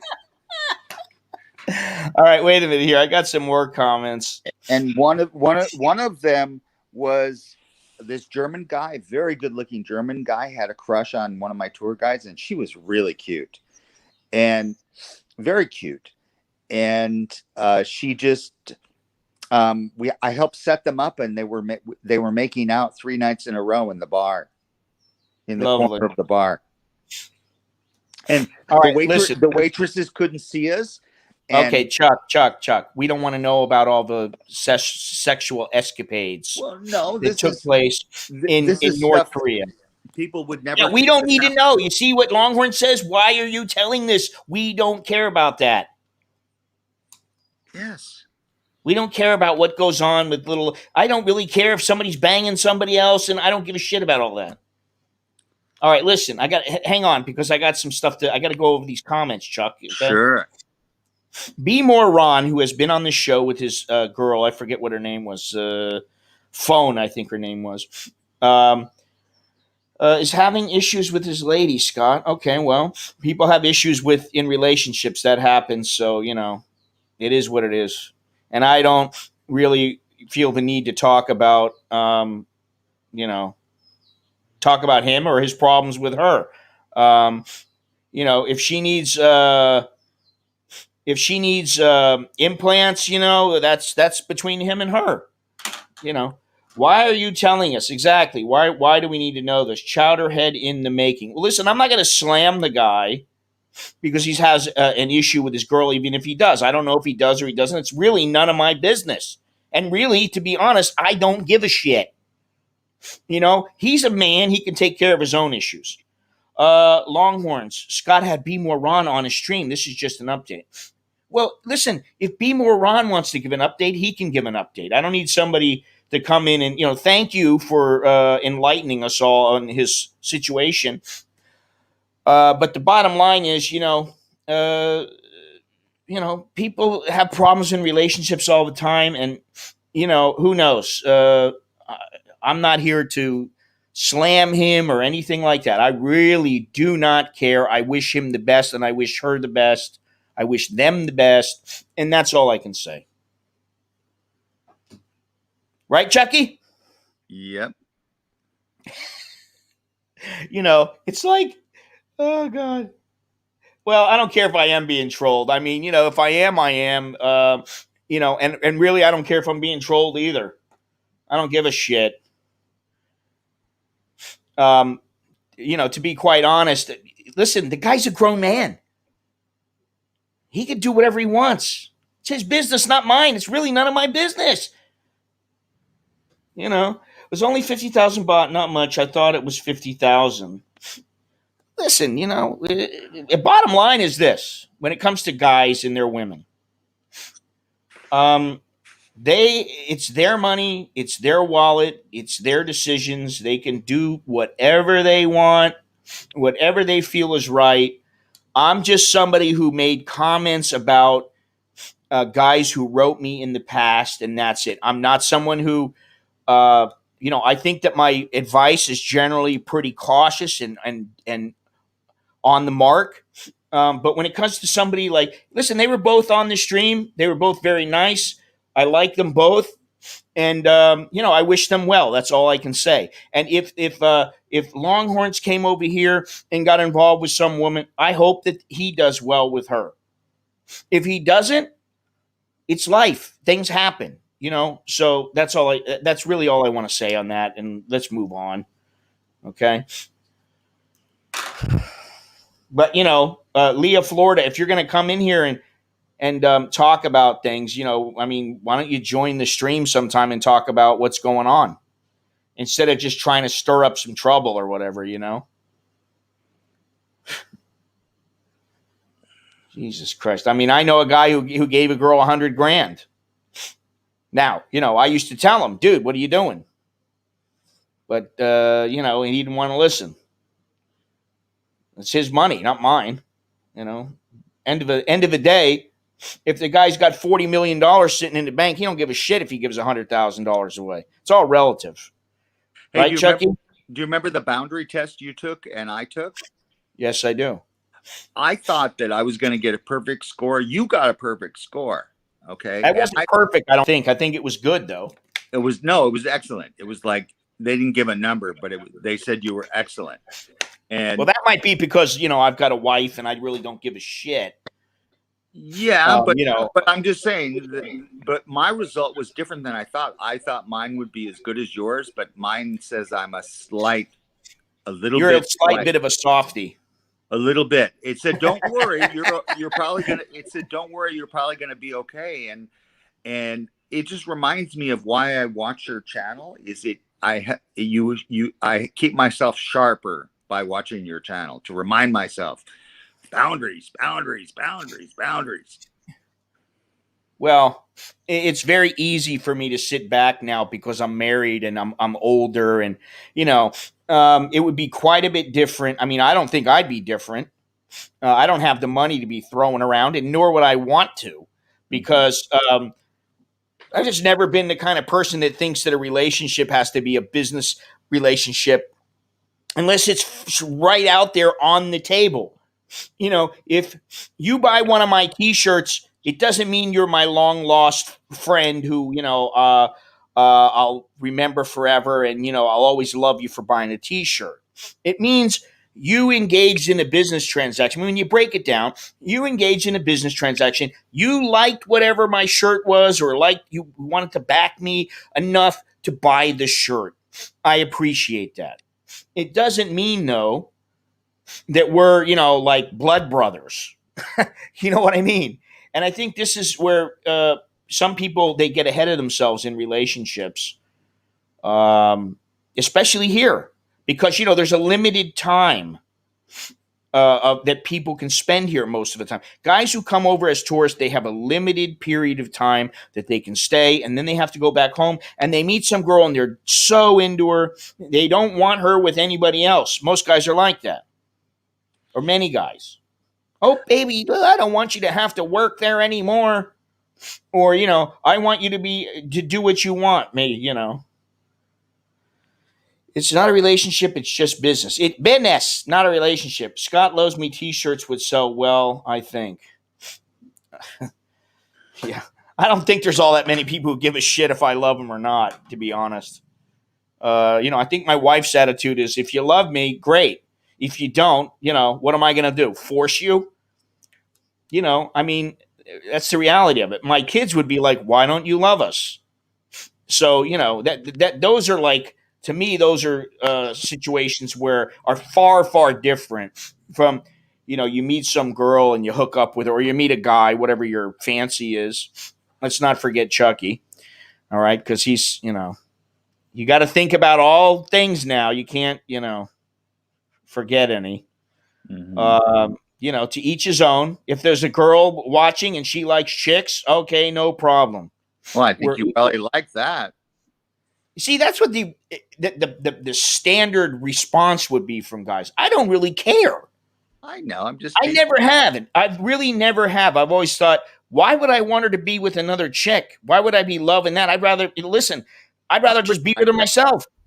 Yeah, I wouldn't like that either if I was It's not straight. that I don't like it. It's I prefer it to be me, not the other person. I'm selfish like that, Right. You know what I'm saying? Mm-hmm. I mean, whatever. I guess if it's, off in a distance or something, like in Pat Pong somewhere, and you got some girl going down on another chick, okay, great, good for you, honey. Whatever makes you happy. I mean, really, at the end of the day, do we have time for anything else? I mean, look, has this COVID not taught us anything? I'm asking you a question there, Chuck. It taught me that I definitely never want to go to jail Why is that? because I How did that come up? like being in jail. So before COVID, you thought, oh, well, I guess, if I went to jail, it wouldn't be all that bad. No, I didn't think that, but I didn't understand it on a deep personal level. Now I understand. Uh-huh. Why? Because of all the people in jail who are getting COVID? Not because of COVID. No, just being restricted, being like locked in. Oh, okay. Yeah, that's what I was trying to get. Where's the relationship to that coming? And, listen, it's not as bad as jail No, it isn't. because you can go out when you want. What it is it's like I said, we're in slow motion. We're existing. We're in slow motion. Some places are they've sped up now, like in the United States. And what I say, and I like this analogy, is we are like animals in one of those big zoos where the animals roam around freely in their own set area, and you think they think, oh wow, I've got all this land I can run around on. But eventually they come up against the electric fence. Right. And that's where we are. Yep. I agree. I don't want her to be with anyone else, but she's a bar girl, so I don't want to be with her, anyone else, unless they pay her at work. Ellen, where are you? You're watching right now. Well, that's true, Longhorns. There are guys out there, and watch that movie that I told you about, My Thai Bride. Okay? That guy was exactly, oh, baby. Oh, I got to come back and see you. I miss you so much. Don't. He's crying to her. Right. He wants you. He comes back, and she's like, okay. And then, once the money starts running out, he buys the pig farm. It's all about, I can't eat your love. Love don't pay the bills, honey. You know what I'm saying? So, it's always interesting to get Chuck's insight, though. And do you know why, Chuck? Why? Well, because you're on the pink team. You bat for the other squad or whatever you will, however you want to put it. Yes. And so you look at it and you're on the outside looking in. Right.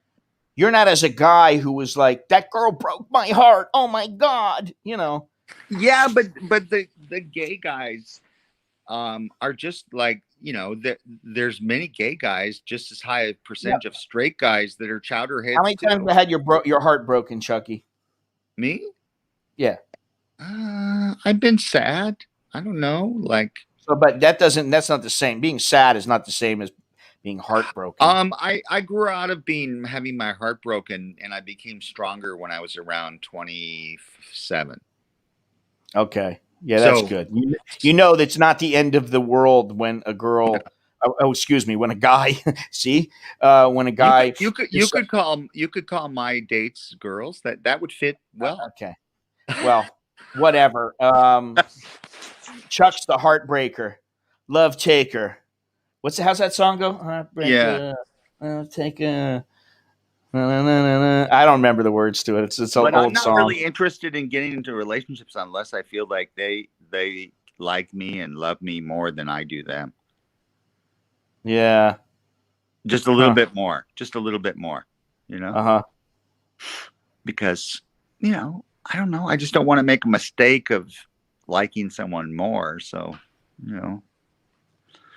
I just feel like unless I feel like they really want to be, dating or in a relationship a lot, then I feel like I just don't want to bother. Huh. So interesting.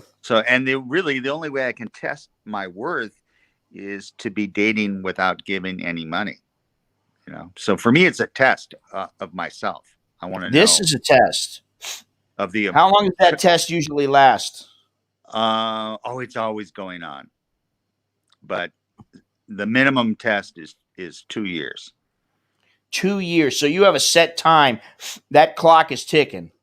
What I mean by 2 years is I won't give someone money or buy a luxury good or a cell phone or go on an international trip for a minimum of 2 years to see how they are towards me. Okay. But yet I could be in a relationship for 10 years and I could buy him a car. You know what I'm saying? Uh-huh.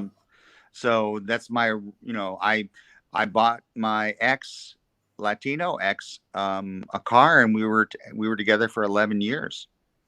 Although it was a lease and it was in my name, but still, Did you take it back when you broke up? No, actually I let him use it till the lease was over. Oh, wow. But there was only 11 months left. But actually it reminded him of me, so he gave it back to me after about 4 months. Oh. Yeah, he gave it back. And you left on good terms? Yes, we're good friends. So you're the kind who leaves on good terms?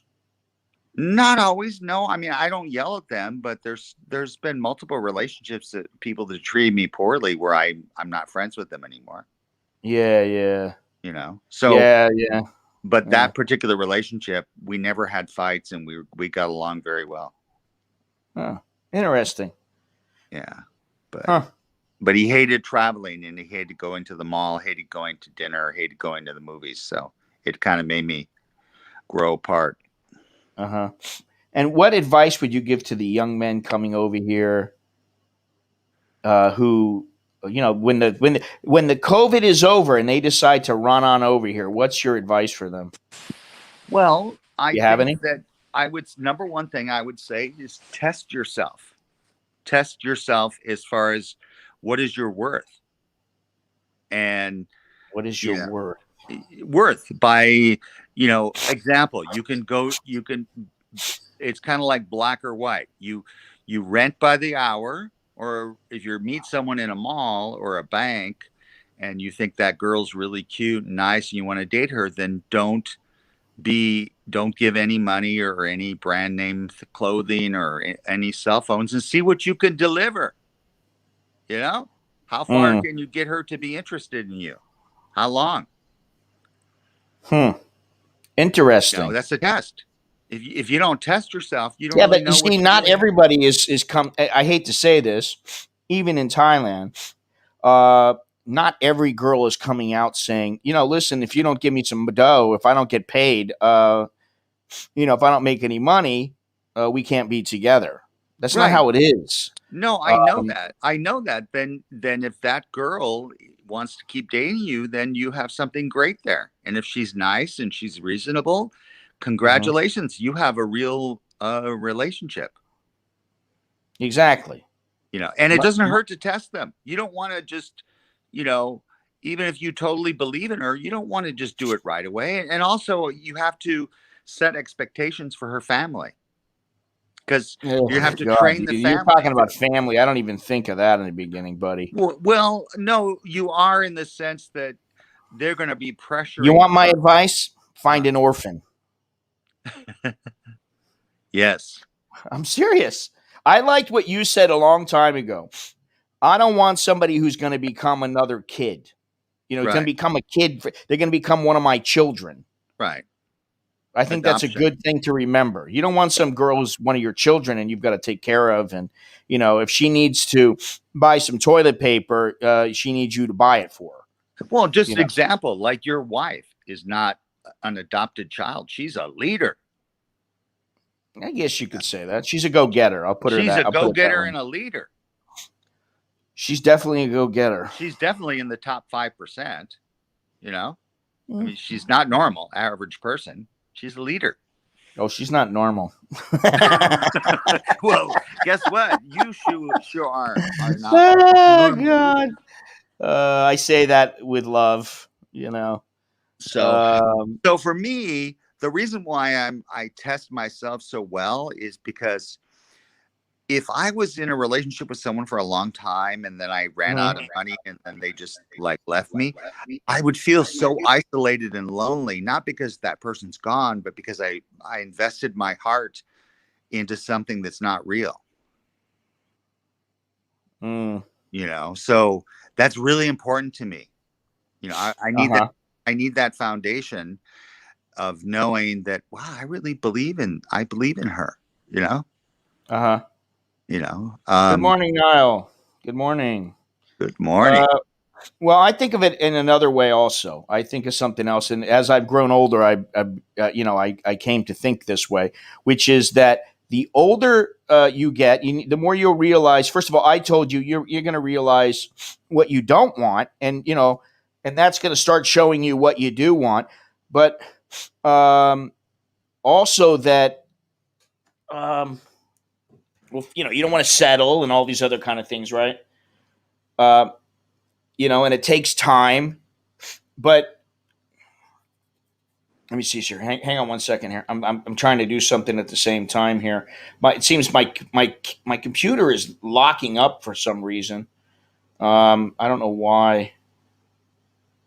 But what it is you tend to, when you get involved and you get serious, the relationship will eventually lead you to merge your life with hers, or his and his, or hers and hers, whatever. And that's the thing you got to consider when you merge your life. Do you really want to merge your life with that person? Do you want your life and her life to intersect? And are you happy with that? Because you might have to deal with somebody in her family or one of her quirks that you really do not like. But, you know, it takes you a little while to get to that point. But, you know, you are basically saying my life is open to you and your life is open to me.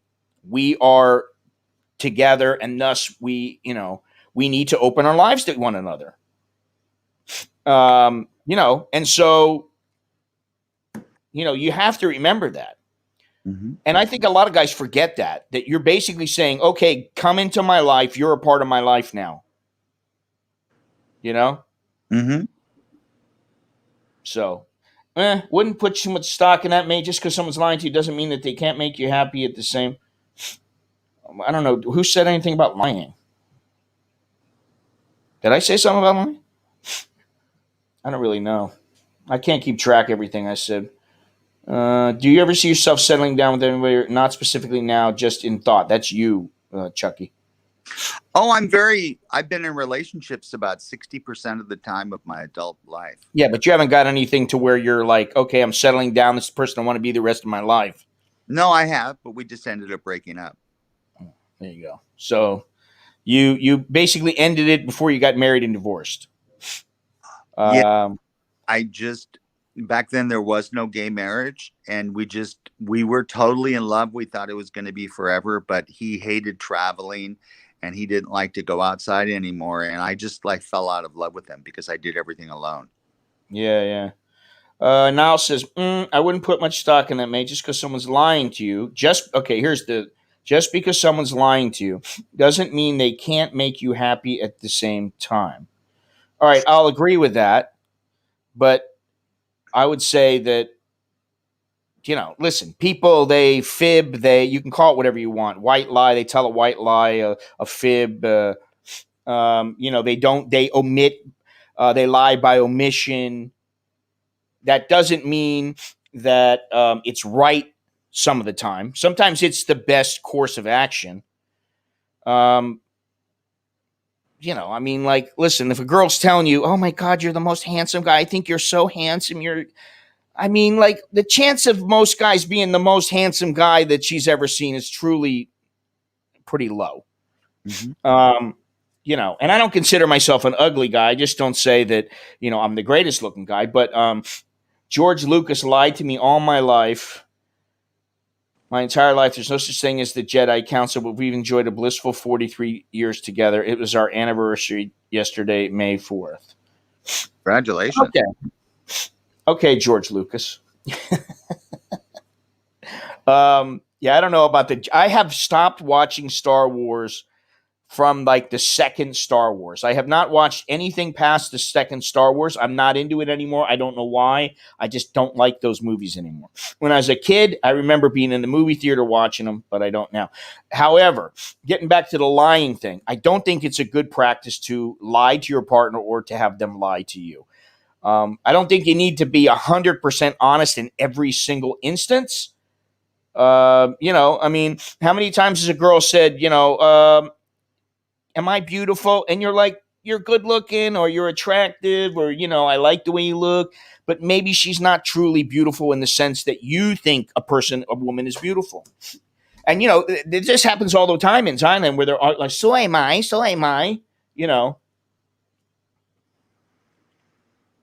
and the truth is that a lot of times they're not beautiful. What are you going to tell them? You're going to just say, no, you're not beautiful. Sometimes I'll go, oh, you're not like, it's not the same. Mm-hmm. There is a difference, Yeah, I think when it comes to someone's looks, I'm definitely going to lie. I'm going to say you're really cute, Oh, God. But why would you do that?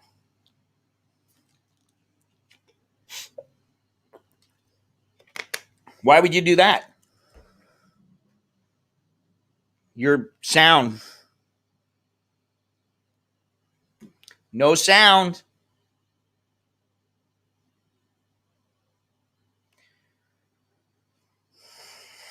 No, you have no sound. We cannot hear you. I can't hear you, Chuck.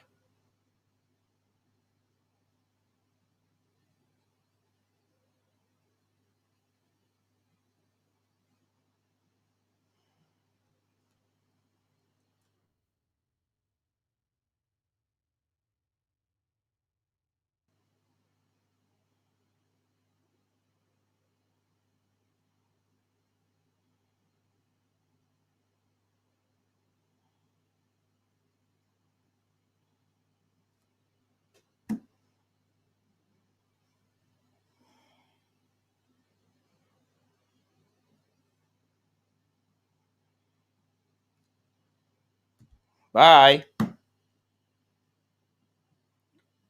I don't know what the hell happened there. 1 minute he's here, 1 minute he's gone.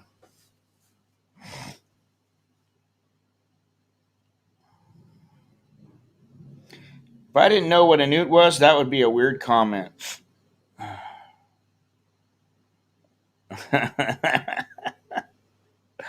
Oh, God. Well, here we are. Yeah, my computer is a bit locked down here. I don't know why.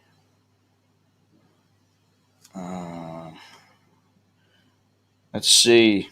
We've had some technical difficulties, but, these things happen.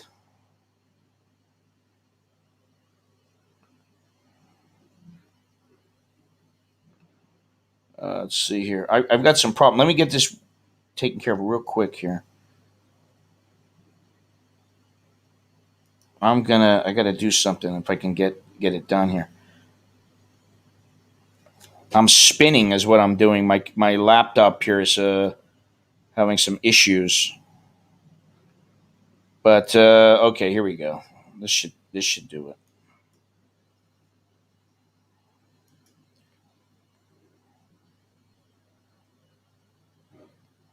Well, we're at about what, 3.5 hours now?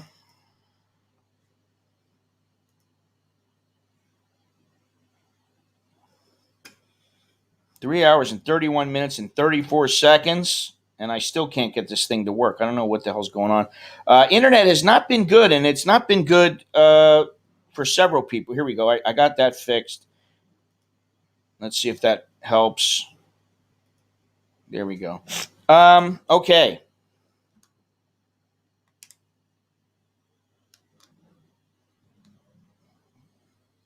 We've already went over a host of subjects today.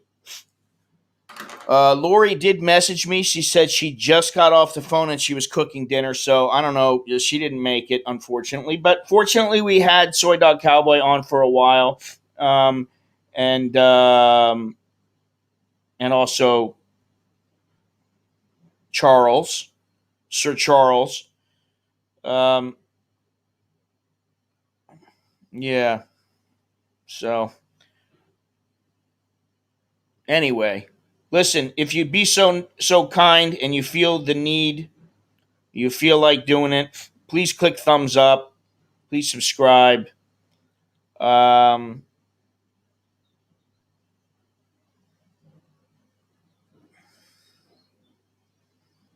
and hopefully things will be a little bit better when it comes to the internet and um,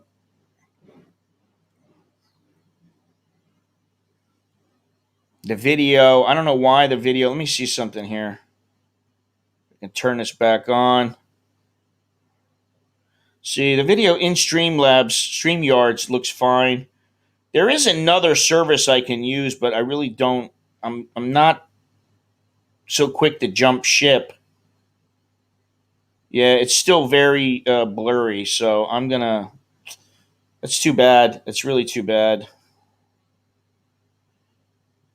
All right, Niall, take it easy. Yeah, say hello to Chris from here, from both of us, Longhorns and myself. I haven't talked to him in a long time, and anyway, I hope he's doing well. So that's about the end of the show, ladies and gentlemen. That's all I got to offer for today. It's time to get out of here. It's time to go find some lunch, find some good Thai food to eat. I really appreciate everybody joining me. Take a look at the description, and you can visit my website. You can purchase the merch and get 20% off. You can use PayPal, Cash App, and get $5 back. You can become a sponsor on YouTube. You can get one of my books. You can check out the Amazon shop. You can go to Patreon. There's all kinds of things. I guess I should add that. What is it? Doja Coin or something like that? Maybe I should add that. I heard that's the big thing right now. I don't know. And if you go to my website, I'll have this list of 20 movies. It's actually 30 total movies and 3 movies I don't like. So quite a few movies, and links to them on IMDb. Some of them are on Netflix. Some of them you can just find on the internet. Some of them are real old. It's not a problem. Some of them you might have to purchase and download. But I'll have all those up on my website in a few hours. And I'm probably going to do a video of this and do it real quick so that people don't have to watch the whole stream to get these movies. But that's all I have for now. And until next time, I'm Scott. I'm an American in Bangkok. Thanks again. Choke D, everybody. Choke D, Jerk and my. I'm Scott. I'm an American in Bangkok, and I will talk to you when I talk to you. All right? Have a good one. Stay safe. Where's my music? Where's my producer? He hasn't put the music on. What's going on? Let's see. Can I put this on here? Let's just try this.